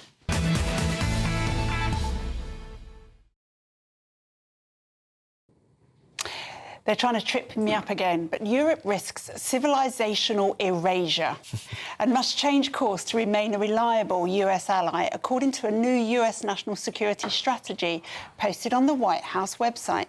The document criticises European economies, political systems and migration policies, warning that NATO countries could look very different within decades. It also calls for a quicker resolution in Ukraine and urges Europe to restore what it calls its former greatness. European officials have expressed concern over the stark language, even as they continue to rely on US military support. So, seconds out, it's round one, guys. I'll kick off, and in some respects it's a difficult debate to have because civilisational decline is something which is difficult to measure. I don't imagine if you were speaking to some Roman peasant in the 5th century BC, they would have been able to tell you about the decline and fall of the Roman Empire as it was happening around them. But make no mistake, we are witnessing the decline and fall of Europe, the strange death of Europe, as Douglas Murray put it over a decade ago. And in fact, I was trying to think about how do you actually measure this? What's like a way we can try and tangibly measure this? And it's very simple. For people who went to, say, Prague or London or Rome or Dublin or wherever 30 years ago and have been back recently, and as you wandered the streets, do you think they were better places? Did you enjoy your time more there? Do you think that they were reflective of the ancient and wonderful cultures that they once were to the same extent? I would say almost universally, each of you, as you answer that question, would say absolutely not. Now, there are reasons behind that. Economic growth has stagnated across Europe for 30 years now, at least on a per capita basis. We have seen war come back to continental Europe in the form of Ukraine and Russia. We've seen generally a fall in political leadership standards across the Western world, particularly in Europe. But let's get to the elephant in the room. The elephant in the room is that mass migration and the toxic ideology of multiculturalism has fundamentally destroyed the European civilization. It has made it less safe by importing in toxic Islamist ideology. It has made each individual European country less unique by having a globalist agenda that basically says all cultures are equal and therefore we should aim for one global European culture. But more than that, it has made each and every single European country less proud. The self-flagellating instinct at the heart of countries like the United Kingdom that says that we need to atone for the sins of the past, and as a result of that, we are going to pray to the multicultural gods and let anyone and everyone into our countries to dilute the cultures that once were so great is nothing short of heartbreaking. You may not be able to see it on a day-to-day basis, ladies and gentlemen, but make no mistake, Europe is in deep, dark, and dare I say it, terminal civilisational decline. I agree. I think it is absolutely disgusting that we have Australians coming into our country and sitting on our television programmes. I think it's completely inappropriate and should never have been allowed, and that's what Donald Trump was talking about in this document. I mean, to take a more serious note, European and Western power has been in decline since the Suez Crisis of Anthony Eden's premiership. This isn't something that's creeped up on us. Those things that Will spoke about there, the stagnation of growth, of wages, of industry across Europe, that's been going on much longer than anything you can blame on this government or even the last government. This has been decades it's been going on. And I think it is a bizarre thing for President Trump to address in what was a 33-page national security strategy. It was quite a serious document that was talking about international intelligence sharing, about border security, about establishing nuclear power bases, all of these really important things, and then was scattered about it with weird political points about the rise of patriotic parties in Europe, about the Mexican border, about this, about that. It's pure propaganda, and it's just a weird attack line for Trump to take on about the lack of European confidence, about Russia. And he just goes on and on and on, and you can hear him in these press conferences. He doesn't know what he's saying. He talks about the civilization of Europe declining and that it wouldn't be a place that it looked like 200 years ago. You could say the same of America when James Garfield was president. Does it look the same as it does now under Donald Trump? I don't think so. Societies change. That's all I can say. Of course society's changed, but the question is whether society's changed for better or for worse. And I'll throw open the question to the group that I led with. And Renee, perhaps you're a good person to start with here. When you went to Rome 30 years ago, when you went to Lisbon 30 years ago, when you've gone on more recent trips to continental Europe, how have you noticed those cities change? Look, I think actually some of those big European cities like Rome and Lisbon have not seen the change that London and our conurbations have to quite the same degree. For some reason, we have been less protective of our culture. So we have rolled over and allowed other people in mass groups to take over. And I always give the example of Whitechapel because I trained there. I spent a long time there, where you've got street names not in English, where you've got schools with signs outside not in English. And, you know, this is what we shouldn't be allowing. If we're going to welcome the amount of people that we have, and we have no choice about that, we need them to integrate into our culture, not us to roll over. It's just the basic respect anyone should show moving to someone else's country, being invited to live and work there. I don't think we're asking for much, actually. I think we're asking for the bare minimum, and I'd say that about British people who went to Spain and didn't integrate. I'd say that about anyone who goes to another person's culture or country, refuses to adopt and once become a citizen, by the way, then refuses to still support British teams, British national traditions. That is not integration. That is you working here and sapping and forcing everyone else to follow your way of life that you supposedly went and came to this country to find a better life for. I think it's wrong. I think it is only in the last 20 years we've started thinking, oh, we better not hope people integrate with us. We better welcome their cultures. No. Leave your culture at your door. You come into Britain and you integrate, and that's how we expect it to be. But there's also this myth that all cultures are somehow capable of integration, and it's just wrong. If you come from Spain, or if you come from Greece, or if you come from Italy, that is a far more compatible culture moving to the United Kingdom than coming from Somalia, where, say, 99% of women suffer from female genital mutilation. But that's because you're talking about societies that are based on religion, and we are a Christian society. That's exactly right. I just challenge that slightly, and I think on the whole, these days you're correct, but you're only right because of mass migration. If you look at people who came here 50, 60 years ago, when they were surrounded by British people on the whole, there was no way that you could literally, be living in a vacuum. I think that's right. I think, you know, on an individual level, that is fine. But you're right, when you bring groups of people, that's when that culture becomes unable to integrate. Mass migration. Yes, I think that's fair. I'm curious about something, Will, though. Is it the fact that they're not necessarily white that is the issue? Because no, it's not. End of question. And remember, I'm not a leftist, so I do not get offended. I think these are healthy conversations to be had.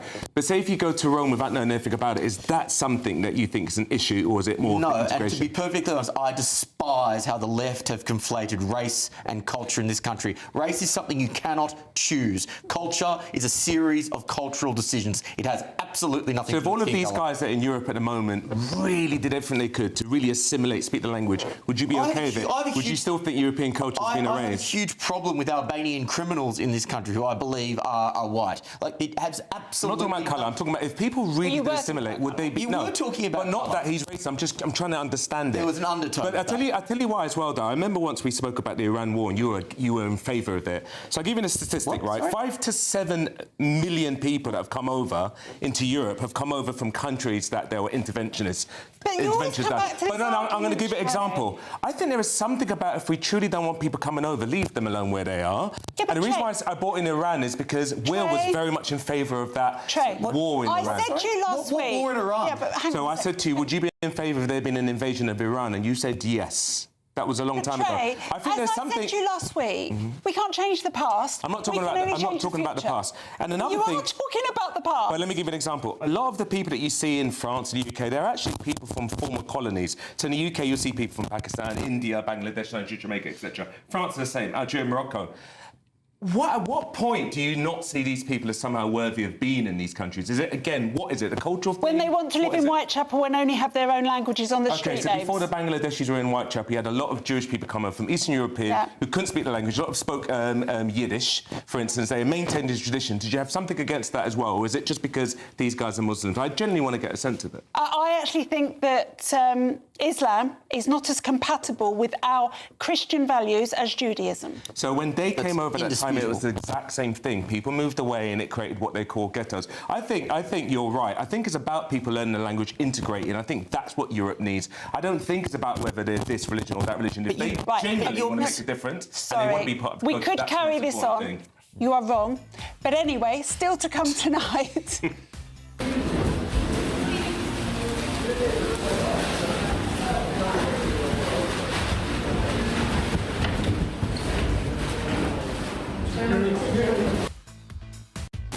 I've never seen that before, and I'm absolutely intrigued.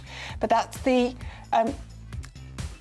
next, we've got the break coming up. Sorry, I got myself completely lost then.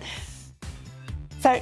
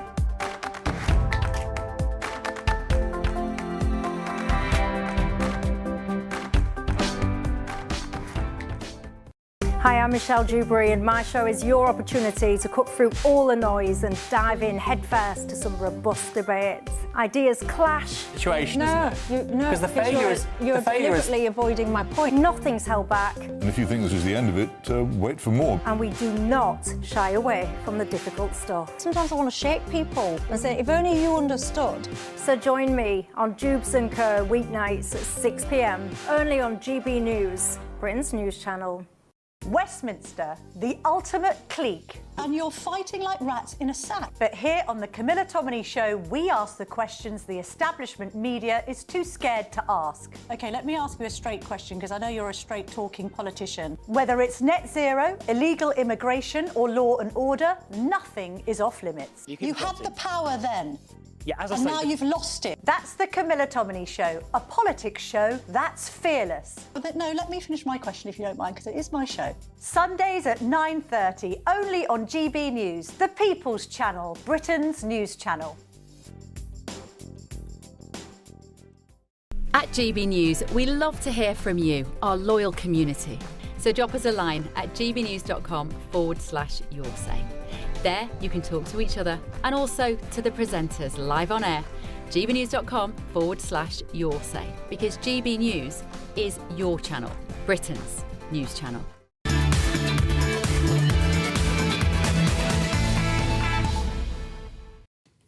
Welcome back to the Saturday Five, everybody. I can't tell you how hard it is to control these men in the break. It's nearly impossible. But anyway, please do continue to get in touch with us at gbnews.com/yoursay. Get your questions in for Ask the Five. Thank you for your messages so far. I've got quite a few here, but I'll read them out later, because right now we're going to our great interview. And in Britain today, up to 172,000 children live in temporary accommodation. This is a record high. 4.5 million children live in relative poverty, 3/4 of whom come from working families. But now Keir Starmer has set out his moral mission to address the level of child poverty, and you can't argue with that, I would say. This has included a lifting of the two-child benefit cap, you can argue with that, and a bumper increase in the benefits bill in the budget. But is this the right solution if he really wants to lift 500,000 children out of poverty by 2030? Well, tonight we're going to take a slightly different stance on it, and to discuss this, I'm pleased to welcome Chairman of the Campaign for Real Education and former head teacher, Chris McGovern. Hi, Chris. Thank you so much for joining us tonight. Pleasure. Now, this is a really interesting one, isn't it? Because we've just seen a budget where working people have been asked to put their hand in their pocket in order to throw so much of their taxes, so much more of their taxes, to these kind of things, to lift in the two-child benefit cap, to free school meals, which I would point out are not free, in this aim to lift children out of poverty. But I think you believe that that's not the way to lift children out of poverty, and the way to do it is via proper education. Yeah, look, let me plead guilty to helping the poor, the underprivileged myself, because since retiring, I took over a failing school. And this was charity, by the way, with no state money involved.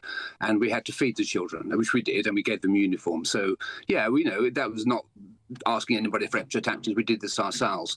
But that's a short-term solution. I think what we've seen from the government this week are short-term dealing with the symptoms. You have to deal with the symptoms. You can't let children be starving and so forth.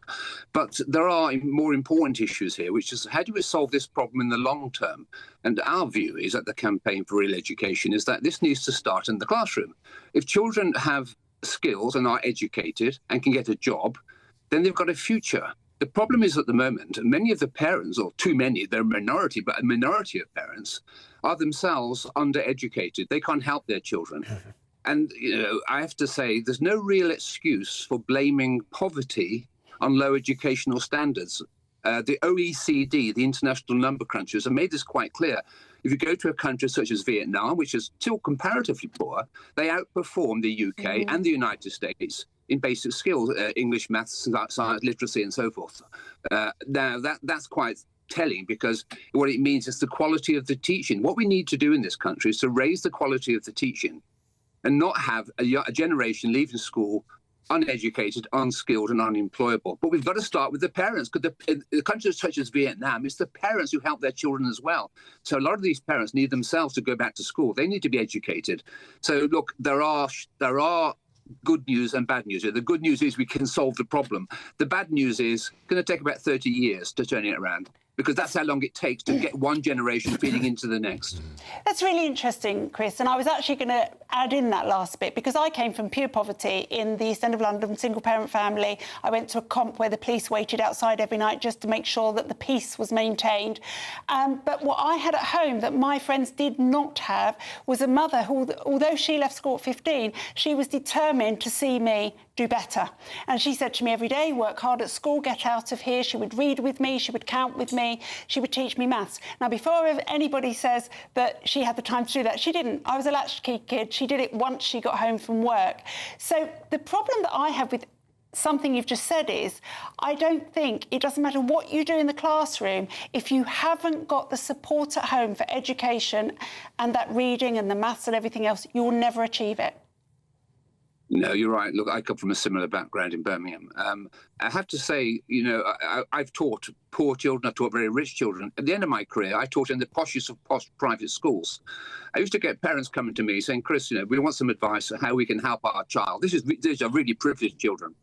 And I would say to them, well, the thing is, you can't give them the one thing they need, the one thing you can't buy, and that's time. Your mum gave you time. And the problem with parenting these days, parents are so busy, they don't have time. We need to give parents tax relief so that some of them, mum or dad, can stay at home and be with their children. It's incredibly important that parents, or mum or dad, or both, are at home more of the time. That's why poor countries like Vietnam do so well, because they are spending more time with their children, the parents are. So, yeah, it's incredibly important. But if you've got parents who themselves can't read or write, they're not going to come on GB News and say, I can't help my child. They are ashamed of this. I've seen these parents outside the school gate. I mean, some of them are disaffected and bad parents, I would say. Some of them are there in their pajamas, they're fighting, they're taking drugs. But most parents want to help their children. But they're ashamed because they can't do that. So we have to have an adult literacy and numeracy program to help the parents, to help the children. It's incredibly important. Nobody talks about parents anymore. They are mom and dad. They are what really matter. Chris, first of all, I just want to say thank you for the difference that you make. Thank you so much. I think it's such an important conversation to be had. And I just wonder, you said about it taking a generation, and I wonder whether it's a cultural thing. So my background is Nigerian, and education is absolutely important, and you know, same for Indians, for Chinese, so many people that do well, and you see a lot of white working class boys at the bottom. But do you feel like this is more of a cultural issue where education is not really taken as seriously as it is in some countries where teachers are respected? The thought of giving any backchat to teachers in those kind of countries is just like absolutely never going to happen. It certainly wouldn't happen in a Nigerian culture. Do you think it's a deep cultural issue? To some extent, I think you're right. You know, we've become very welfare addicted.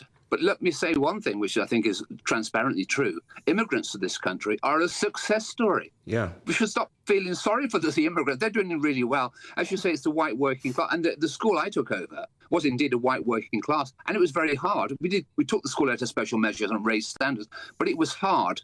We had to work with the parents. We had to feed the children. But we had to improve the quality of the teaching. But there are cultural issues here. Immigrants on the whole, in this country and in other countries, look at the Irish, the Italians went to America, they worked incredibly hard. On the whole, immigrants will work very hard. White working class, they feel they've been neglected. They feel they're out of the picture. They don't get much time and attention. We worry about the immigrants. And, you know, legitimately half the time, yes, we do. We should really worry about the white working class because they are failing. And they're not in. Some of their parents aren't interested. But as I said, if you're white working class and you can't read and write, you don't have much chance with helping your child or with talking to the head teacher or whatever. So you've got a big problem, but it's not going to be easy to turn around because this is a generational thing. We need children now to be able to teach the children of the future because many current parents have got a problem in looking after their own children.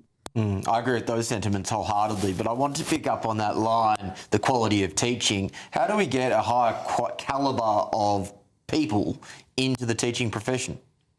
Well, we need to pay them more, but actually, most people don't understand the fact that the majority of staff in UK schools are not teachers. They are administrators and they're support staff. We don't need to increase the budget to pay the best teachers more.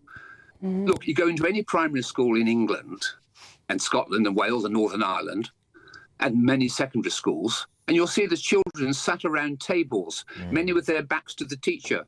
You go to Singapore or South Korea or Shanghai, you'll see the children, sometimes 70, a lot of them, all sitting together, facing the front and facing the teacher. We've chosen a very expensive way of teaching the children, which is group work, and it doesn't work. It holds them back. In Vietnam, they have classes of 70, and they're all facing the front, and there's good discipline. Look, the teaching profession's in trouble. How do you turn around North Korea tomorrow and make it a capitalist society? That's the problem you got in teaching. Because they are brainwashed. The teachers themselves are brainwashed into a certain philosophy which doesn't work. And yes, the Conservative government say they raised standards, but they didn't actually raise. They say we raised standards since 2010. Look at the international tests. I say, no, don't look at 2010. Look at the year 2000 and then compare the results. We've gone backwards. And those countries in the Asia Pacific, they're shooting ahead. They're 3 years ahead by the age of 15. We need to learn from them because what the methods they're using are what we used to use in the 1950s and 60s, which was whole class teaching. We don't need so many support staff. Give the money to the good teachers and particularly to maths and science teachers. Is there an issue with authority now in the classroom? I have, a few years ago, I was invited to go and speak at my high school, and I was shocked. The class size was massive. This is a London school, state school. The kids were completely out of control. I mean, I remember when I was a child, we had guest speakers in that aren't teachers. We would show the utmost respect. It would be silent in the room. It would be very respectful. Even when I was in the room, I was having to discipline children verbally. I was shocked. I was genuinely, my jaw was on the floor. Why is there such a lack of respect for teachers? Is it because we don't allow teachers to discipline anymore? Because we've practically passed parenting off to teachers now. We feed them, they brush the kids' teeth in some places. Your school's been clothing them. Why can't they discipline them as well? Yeah, you're right. There has been a breakdown of discipline, and it's causing serious problems. It's causing perhaps 40% of teachers, maybe slightly more, to leave the profession within 5 years. But you know, what I found, I taught for 35 years, where the teaching is good and it's relevant, you get far fewer discipline problems. So if the children are making progress, they don't tend to misbehave. So if you've got a 14-year-old and say, well, next 2 years you're going to study English literature, which I personally think is very important, they probably will switch off. But if you say you're going to learn how to be a bricklayer or a plumber or even a hairdresser, we also need hairdressers, never mind artificial intelligence, they'll switch on. So you've got to make the curriculum relevant, and good teachers do not have the same discipline problems as poor teachers. Look, there's a crisis there, and we need support from senior management, from head teachers, and they need support from government. And we do need to bring back exclusion units which actually work and help children to reintegrate. Great. Chris, that's absolutely amazing. I wish you were in charge of our education system and not Madam Phillipson, but unfortunately that is not the case. So we shall have to wait. Thank you so much for giving us your time on a Saturday night. Really interesting. Yeah, well, this is fascinating, and schooling is such an important part of your character development. You know, and I'm seeing kids now, and I see them in schools, even on their way to schools. It's just so disappointing. So disappointing. I think our education system is lost at the moment. I'm not sure this government or the next one maybe will sort it out. Well, they've expanded lifelong learning for the parents' point. They've issued a curriculum review. They've, expanded the amount of Sure Start centres. They are addressing this problem Sure as part of the. I think it's a brilliant thing because we should never have closed them. And I saw the benefit of those with my young mothers who were really struggling to be mums. And I agree with you. That's good. I don't believe we should be feeding our kids at school. It's all rubbish anyway. Well, we shouldn't be blaming the kids for the sins of the parents. We're not blaming the kids, but parents have to take responsibility. But the kids would be suffering for the parents' lack of responsibility. I don't think that should be the case. That argument, the kids would be suffering, you could extend to just about every area of life, and you could just hand money out, hand over fist. Like the 15 billion we spend on the triple lock. What about the 22 billion we're going to spend on the Shagos or on carbon capture, which never, ever worked? What about I agree, that? the 22 billion that the Tories negotiated originally, wasn't it? I think we can all agree there's a lot of low-hanging fruit when it comes to spending cuts that this Labor government is not going to touch. Well, I think the 3 billion that they're going to spend to raise 450,000 kids out of poverty is definitely worth it. It's relative poverty, and people need to understand that. Everything's relative. Everything is not relative. There is an absolute poverty definition, and there is a relative. Well, even in third world countries, people that we would consider destitute wouldn't be considered in relative poverty over there.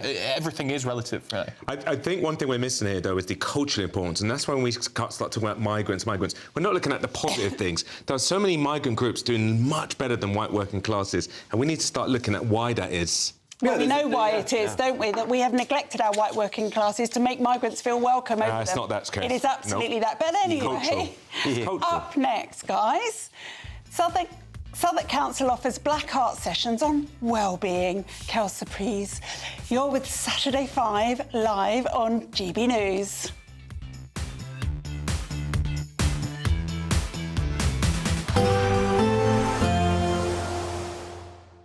Can't wait to get in that sea. Lovely and warm. Just like the feeling of having great travel insurance. All Clear Travel Insurance sponsors GB News travel destinations forecast. Storm Byron is bringing further heavy, thundery rain to eastern parts of the Mediterranean through the next few days. There's also a bit of rain pushing into parts of Portugal, western Spain. A few outbreaks of rain across the southern parts of Italy tomorrow and affecting Sicily as well. Meanwhile, it's in the east of the Mediterranean where we're seeing Storm Byron bringing heavy, thundery downpours. Those rainfall totals continuing to build up for a little while yet, so some disruption is likely. All Clear Travel Insurance sponsors GB News travel destinations forecast. Good evening and welcome to your latest GB News weather update from the Met Office. As we move into Sunday, we do have further rain on the way, spreading northeastwards across the UK, but bringing with it some mild southwesterly winds. And here it is on the pressure sequence. So low pressure in charge, this frontal system bringing the rain northwards as we go through the day on Sunday. And the ice bars once again squeezing together, particularly in the south. So showers will gradually die away for some of us through the course of this evening, but they will continue across the Northern Isles of Scotland. Otherwise, some clearer spells developing for many, but later in the night it starts to turn cloudier and breezier across the southwest. Temperatures start to rise as well, 10 to 12 degrees by the end of the night, and there will be some outbreaks of rain arriving for many of us by the time we get to the morning. Further north, though, it should be a largely dry night and a bright start to the day on Sunday, even with some sunshine across parts of Scotland. But it will be quite chilly. There could even be some patchy frost in the glens first thing. We'll run into the cloud and the rain across parts of Northern Ireland, and that rain will be steadily turning heavier through the morning, a rainfall warning coming into effect at 8 a.m. Quite a damp start to the day across more southern counties of England and across Wales too, and that rain is only going to get heavier as we go through the course of the morning. It will start to turn breezier too, and the rain will continue to spread its way northeastwards across the UK as we go through the day on Sunday. The rain generally always heaviest towards the northwest, especially Northern Ireland, where there could be some surface water on the roads, and then reaching parts of Scotland through the afternoon. Staying fairly cool across the north of Scotland, but mostly dry until after dark, and perhaps brightening up in the far southwest later in the day.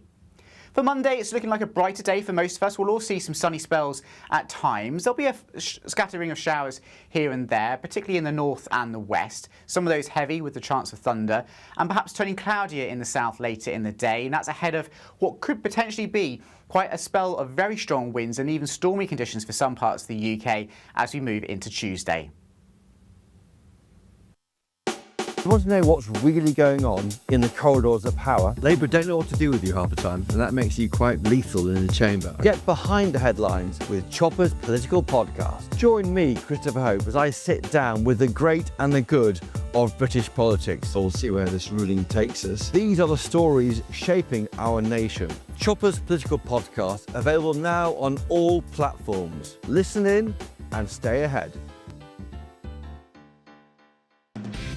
Decisions made in Washington aren't just shaping America, they're shaping Britain too.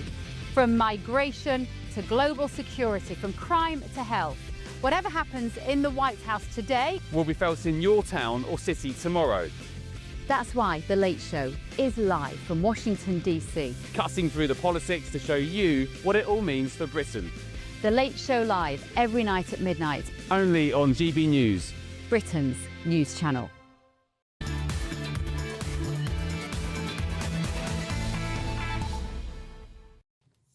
Welcome back to the Saturday 5, everybody. That was a really interesting interview, wasn't it? We've got so many comments on it, which I'll read some of later. But on that note, please do get in touch at gbnews.com/yoursay.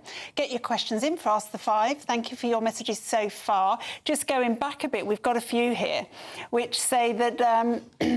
Who is this? This is Yorkshire, who said that if a 15-year-old, and I think this is relation to Shamima Begum, is not responsible for becoming an ISIS bride, but then suddenly Andy thinks that a 13-year-old in the playground with a potty mouth is responsible. The left can't have it every which way. What's the... I think Shamima Begum was groomed. Yeah. Yeah. So she wasn't I think there's a responsible difference. for her I think there's a difference. But Nigel is. Between being in a massive grooming gang and just being racist in the playground. OK. And then we've got reason to believe Labour are allowing anti-Jewish marches nearly every single weekend in this town. Who is the real racist? Well, I think, you know, Dr. Renee, you would object to a political government being able to stop legal protests, wouldn't you? Would you not? Do you not believe in freedom of speech, freedom of expression? You know I do, which is why I've never asked for them to be stopped. I do think that they should not be allowed to be anti-Semitic while on those. Anybody not would agree with that. But they are. Anyway. Well, how far does your freedom of speech go? Now it's time for this.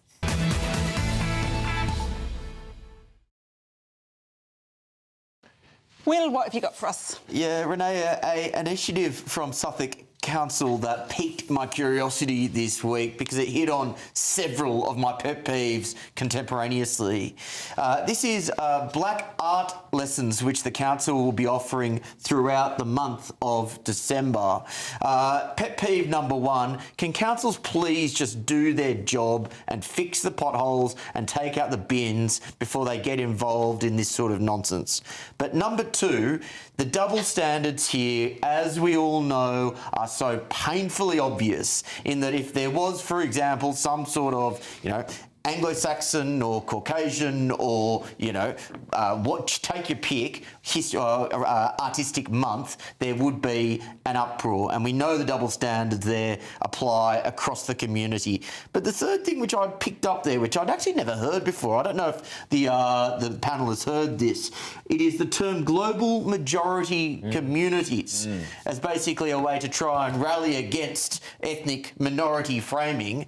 So if we're now going to run with global majority communities, can the Indigenous population of the United Kingdom now refer to themselves as a minority and get all of the victimhood benefits that go along with it? The answer is yes. And I look forward to the day. But it is stupid. I mean, it really does go against all their political values, doesn't it, to call themselves a global majority? It was like, in which case, if you're the majority, then surely you don't want all the DEI programmes that are offered. So I think it's very silly. It's just more division but also, to divide like, us. rather than dividing on race, they should really focus on class issues because, again, what affects black working class kids usually affects white working class kids. Very Marxist of you, Alex. That's very Marxist. That is Marxist. Not really. That's a key principle of Marxism, Alex. Elements of ideology can be correct and be also wrong in certain cases in the application. Comrade Armstrong, I'm enjoying it. It's phenomenal. I think socialism over identity politics. Because I want to talk about sport. I don't know, I think most of you know out there that I love sport, all sport, but I especially love the Grand Prix. I did have a connection, as you know.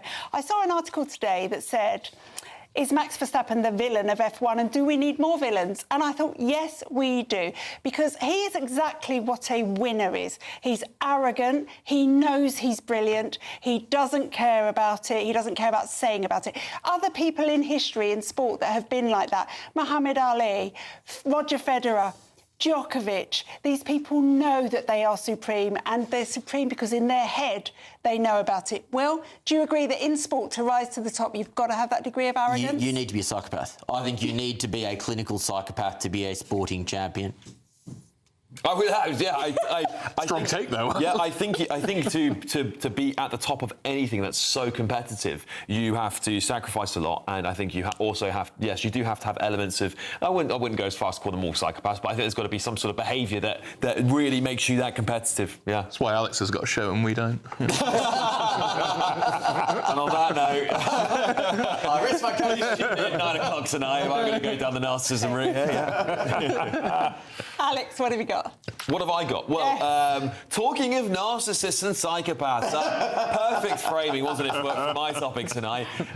Some crazies have decided to ruin national treasures, or attempt to ruin national treasures so they can get attention. They have broken sort of into, but they were already there, let into the Tower of London where the crown jewels are stored, and decided they want to throw, an apple crumble with custard over. I don't know if we've got a video of this, Renee, but if we haven't, we don't. No, because I don't think this is your bunch of five. Oh, it's not. It's your tantrum. That's your tantrum, I believe. I don't have tantrums. What is my bunch of five, Renee? That's the tantrum. Ah, right. Beg your pardon. Yes. Alice is trying to sabatage my show, guys. But I'm curious to see how you can segue from apple crumble to whatever it is you've got coming next. Well, a bit like Ed Miliband trying to eat a bacon sandwich, here is the food part of it. The Labour Party are sort of rallying,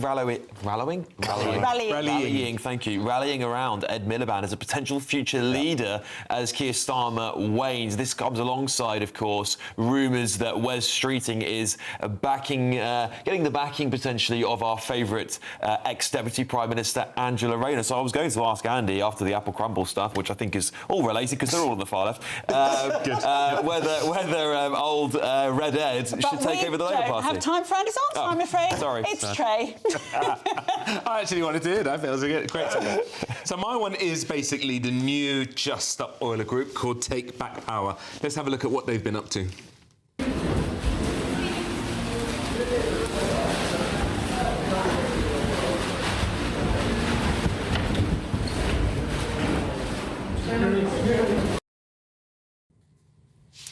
Do you know what? You guys are going to think I'm sitting on the fence, but I do think wealth inequality genuinely is an actual big issue. I think we can all agree. What were they doing? But what they are saying is basically, just like Stop Oil, there's too many billionaires, and they agree 75% of their wealth should actually be given to the people. And I just want to know what you guys think about that kind of direct action. I mean, pouring horse manure on the Christmas tree at the Ritz. That's what they did. It's disgusting, it's disrespectful, and I want to know now what Andy's got for us. That's very funny. We've spoken already. I spoke already about racism in Reform UK, and of course, Nigel Farage denied it. But someone who cannot deny it is the now former. He got sacked yesterday. Leader of Staffordshire County Council, a Reform UK run council, who's been done. Ian Cooper, his name is, who's been done for white supremacy. He was the #1 fan of a Facebook group called The European Race, which posted lovely little gems such as "White men have the best lives because we are white and better than the rest of the world," and other such things. He had been the leader of the council for about 8 months before Reform UK cottoned on to his disgusting racism, and I think it is just symptomatic of the disastrous vetting process that Reform UK allegedly has. This is the Andy 12s against Reform evening, but do we not think white supremacy is bad, Renee? Can we get a condemnation? We do think that white supremacy is bad. You know that I think this, Andy. You know who my son is. Still to come tonight. The expulsions, the bans, the censorship on conference floor are unacceptable. It's undemocratic. It's an attack on members and this movement. Those decisions were made at the top, not by you. Arguably the best part of the show, Triggered Tantrums, is next. You're with the Saturday 5 Live on GB News.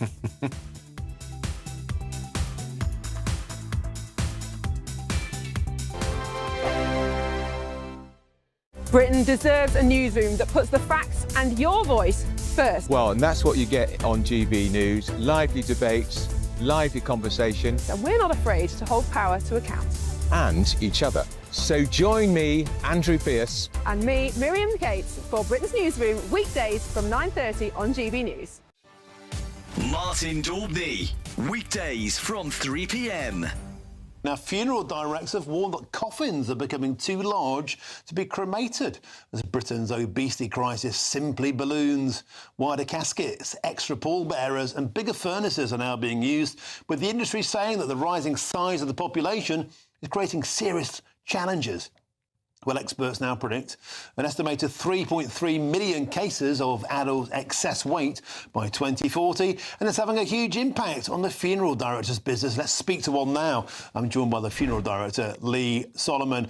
Lee, thanks for joining us on the show. So people are now becoming too fat to fry, and you've had to come up with a novel solution to this problem. Well, I wouldn't say it's a novel solution. If someone comes into our care and they are a larger person, then we do get a larger coffin manufactured for them.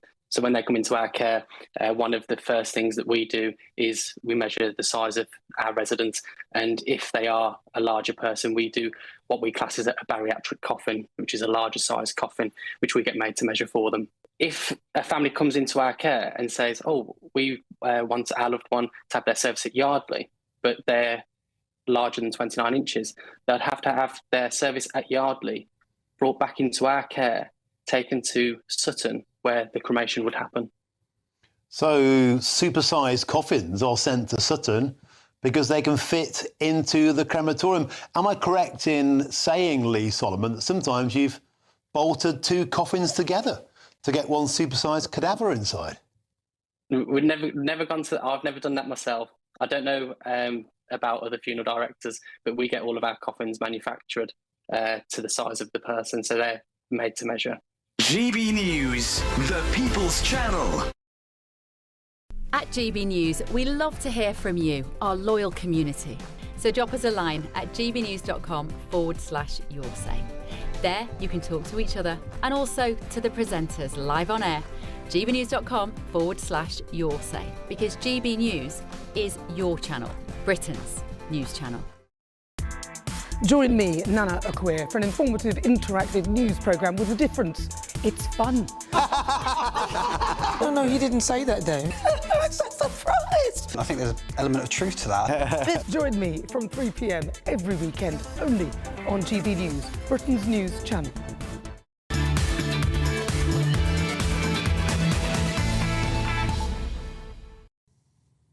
Welcome back to the Saturday Five, everybody. I have chastised Alex in the break, and he is suitably humble. Coming up from 8 p.m, it's Ask the Five. Send in your questions through gbnews.com/yoursay.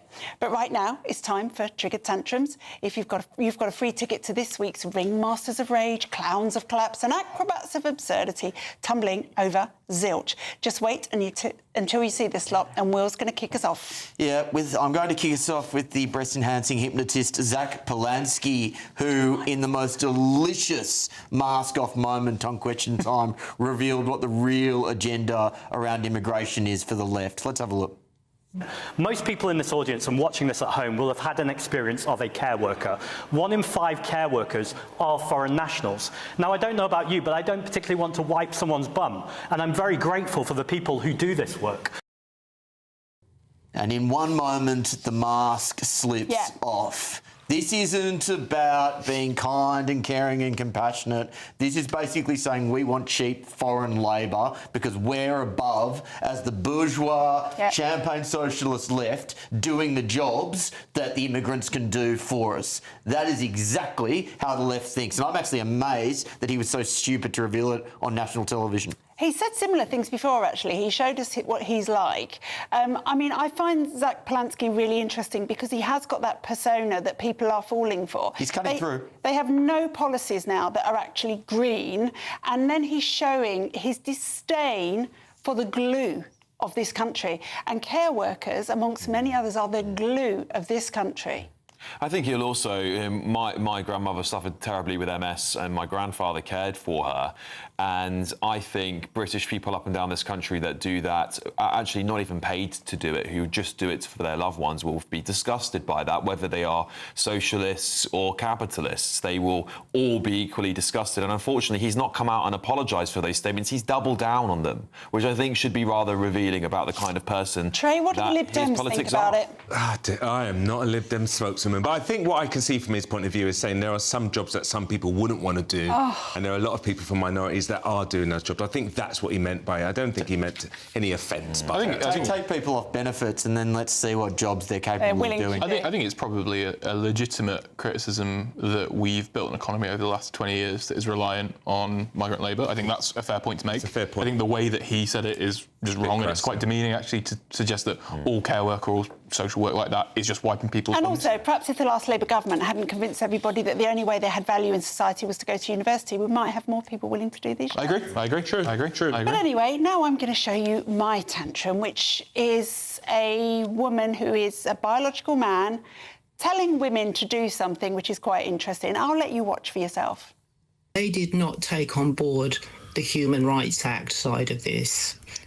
They took on the Equality Act, but they did not look at the situation around gender recognition certificates, and they wholly ignored the Human Rights Act. And unfortunately, where we're getting now is indeed Translucent are involved in 3 legal actions around where we've been excluded. We do not want to be in this situation.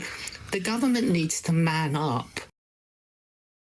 It's really funny, isn't it? A man who identifies as a woman is telling the government to man up. It's also tiresome. It is so tiresome, and it's actually tiresome from a female point of view, I promise you, because they're trying now to pretend that the Supreme Court is an opinion, that it isn't law, it's an opinion that different people can interpret in different ways. Well, they can't. It's very clear, and we need to just put it in place. It also goes to show how difficult this is going to be to eradicate from the institutions, because even if you have a Supreme Court ruling, the institutions are so ideologically captured, they're going to try and find ways to get around it. Trey, what have you got for us? So, my tantrum this week is the lovely gathering of comrades, which was the your party. I don't even know what to call it, but let's roll the tape. The expulsions, the bans, the censorship on conference floor are unacceptable. It's undemocratic. It's an attack on members and this movement. Those decisions were made at the top, not by you. Do you know what's sad about it? I actually welcome someone who clearly is very centred. I like the thought of another sort of left-leaning party, but it's actually quite sad how it seems to have descended into this kind of conflict of personalities. What do you guys think? Guys, it's a complete circus. She reminds me of a sixth former, her first debate in society, who's doing her best from her notes. It's embarrassing. I think it's the funniest thing to happen in UK politics in decades. Long may it continue. I think the kind of key point here, and you'll appreciate this, Alex, as someone who used to be involved with Labour, is it shows how really important John McDonnell was to the whole Corbyn leadership, and how his kind of sincerity and actual, I suppose, grown-up nature kept the whole thing together for so long. Yeah, I fundamentally disagree. I fundamentally disagree. But again, this is the problem with the left, is they've completely forgotten. They've completely forgotten the purpose of being left-wing was to actually look after the working classes. Nothing in that speech was about the working class. It's about class warfare. It was about class warfare. It was about activism. It was about trans rights and Gaza. And again, Corbyn's new party and Sultana's new party is just reflective of more of that nonsense. Yeah, and also they're bringing together ideologies which cannot sit together. They cannot last together. They cannot exist together. It's just the gift that keeps on giving. It's giving most to the Labour and Greens, I would imagine. So that's why Andy's not that upset by him. Well, I think it's sad to see a lot of colleagues. But now, don't go anywhere. Coming up is the Saturday 5 Extra. We're going to let our hair down. Anything can happen. What could go wrong? Get ready. We will be back with you in just a very short moment.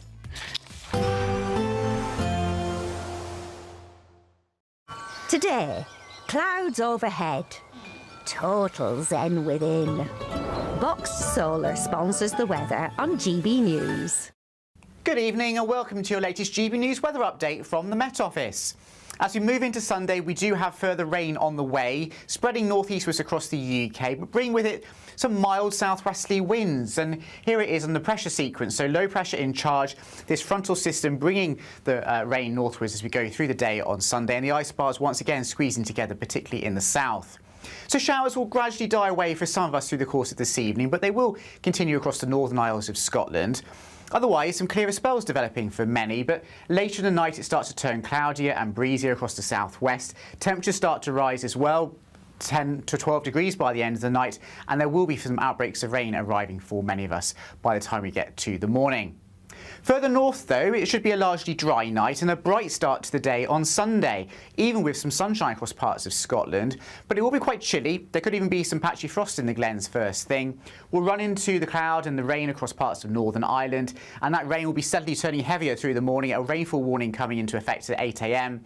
Quite a damp start to the day across more southern counties of England and across Wales too, and that rain is only going to get heavier as we go through the course of the morning. It will start to turn breezier too, and the rain will continue to spread its way northeastwards across the UK as we go through the day on Sunday. The rain generally always heaviest towards the northwest, especially Northern Ireland, where there could be some surface water on the roads, and then reaching parts of Scotland through the afternoon. Staying fairly cool across the north of Scotland, but mostly dry until after dark, and perhaps brightening up in the far southwest later in the day. For Monday, it's looking like a brighter day for most of us. We'll all see some sunny spells at times. There'll be a scattering of showers here and there, particularly in the north and the west. Some of those heavy with the chance of thunder, and perhaps turning cloudier in the south later in the day. And that's ahead of what could potentially be quite a spell of very strong winds and even stormy conditions for some parts of the UK as we move into Tuesday. Today, clouds overhead, total zen within. Boxed Solar sponsors the weather on GB News. We want to make the new year your best year yet, with a chance to win our greatest cash prize to date. A simply stunning £85,000 in tax-free cash could be yours. Treat the family to that bucket list holiday you've always fancied. Get your dream car you've always wanted. Or just relax, safe in the knowledge that the coming year is on us. For another chance to win £85,000 cash, text cash to 63225. One entry costs £2.50 plus one standard network rate message. Or text bonus to 63225. 5 entries cost £5 plus one standard network rate message. Go to gbnews.com/win. Entries start at £2.50. Call 0903 686 3232. Calls cost £2.50 plus your network access charge. Or post your name and number to GB18 PO Box 8690 Derby DE1 9TT. UK only. Entrance must be 18 or over. Lines close at 4 p.m. on the 30th of January. Please check the closing time if listening or watching on demand. Good luck. From the school run to the home run, watch a new show for all of Britain. So he can say whatever he wants. A straight talking show where all voices are heard. And, you know, when are we going to stop talking about smashing the gangs and actually do it? With the stories that matter from every part of our country. There's a bit of a crash landing there for your Chancellor. Bold, fearless and standing up for you. That's me, Martin Dordme, 3 p.m. till 6 p.m, weekdays, here only on GB News. The People's Channel, Britain's news channel. Britain deserves a newsroom that puts the facts and your voice first. Well, and that's what you get on GB News. Lively debates, lively conversation. And we're not afraid to hold power to account. And each other. So join me, Andrew Pearce. And me, Miriam Gates, for Britain's Newsroom, weekdays from 9:30 on GB News. Bold. They are under no illusion. Ray, are you a human trafficker? Boundless. I've had enough of the nonsense, and I'm not afraid to say it.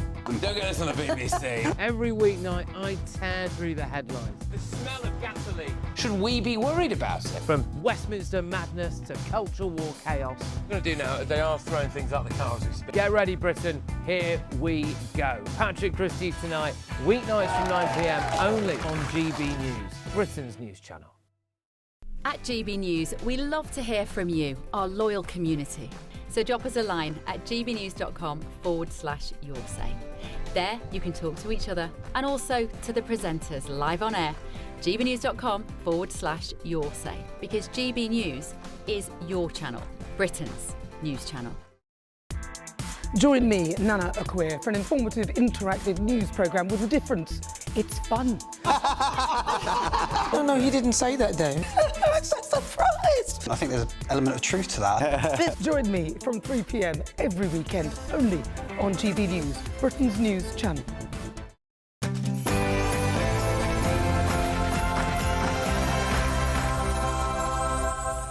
It's Saturday night, and this is the Saturday 5, the UK's biggest Saturday night TV show. I'm still Dr. Renee with Will Kinks alongside me, and now we've got the wonderful Emma Trimble, Trey Lowe, and still we have Andrew Twelves tonight on the show. Keep sending your questions in for Ask the Five. Israel in Eurovision sparks boycotts. Should music stay political? More trigger tantrums coming your way? And a crazy raccoon caused chaos. We're going to show you what he was up to. And have you seen the loser Liz Truss's new show?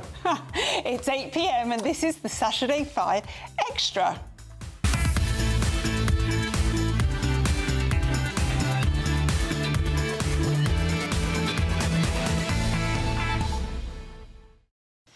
Welcome back, everybody. Last hour of the show, and we're going to have some fun.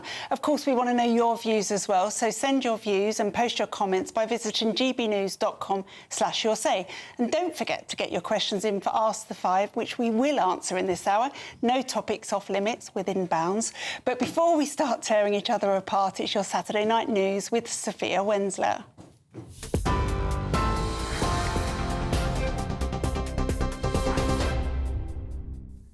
Renee, thank you. Good evening. It's just gone 8 o'clock. These are your headlines.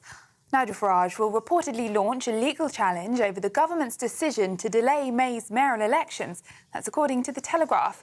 It comes after an announcement that more than 5 million people across the south and east of England will be denied a vote in their areas as a result of the move.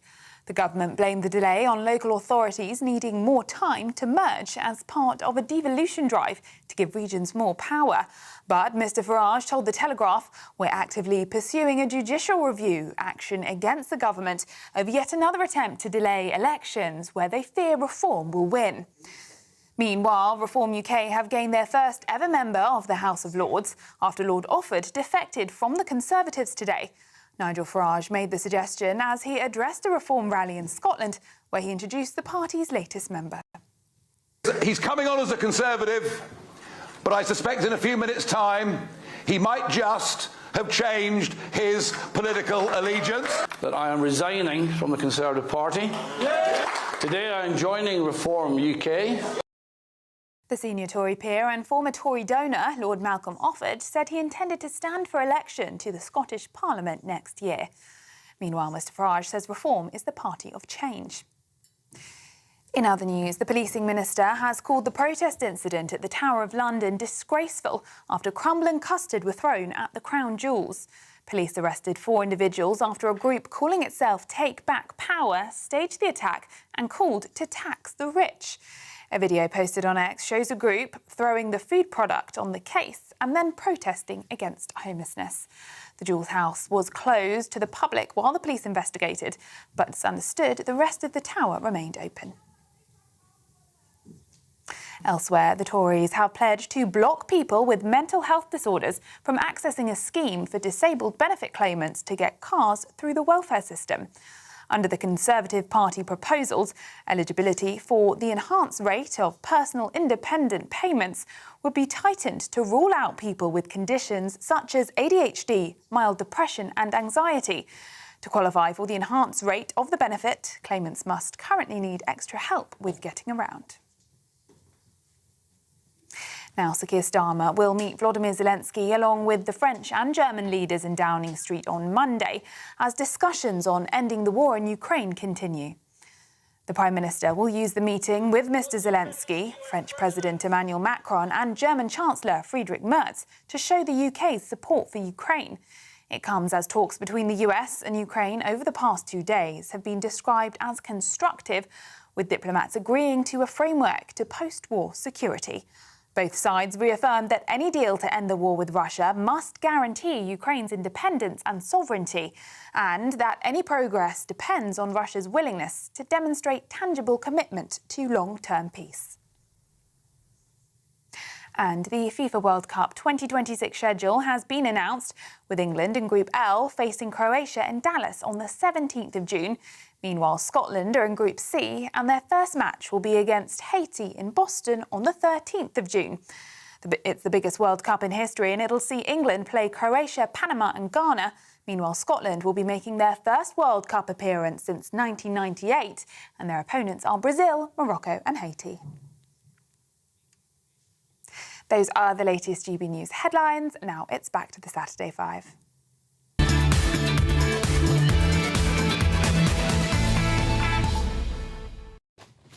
Welcome back. Now it's time to answer your questions. It's time for you to have your say and ask the five.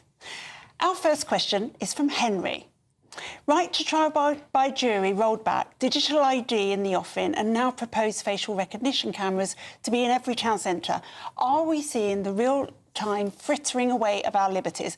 Well, I'm going to answer that first. Yes, totally. We are sleepwalking into a true 1984, and I am terrified. Well... Yes, well, we've talked about this on the show already, and I'll make the point that I made before, that it is a very conscious trade-off, that in order to hold together a low-trust, multicultural society, you need to take away civil liberties. This is, by all means, a very conscious government policy. Andy? We'll bat it to the crowd there and go, no.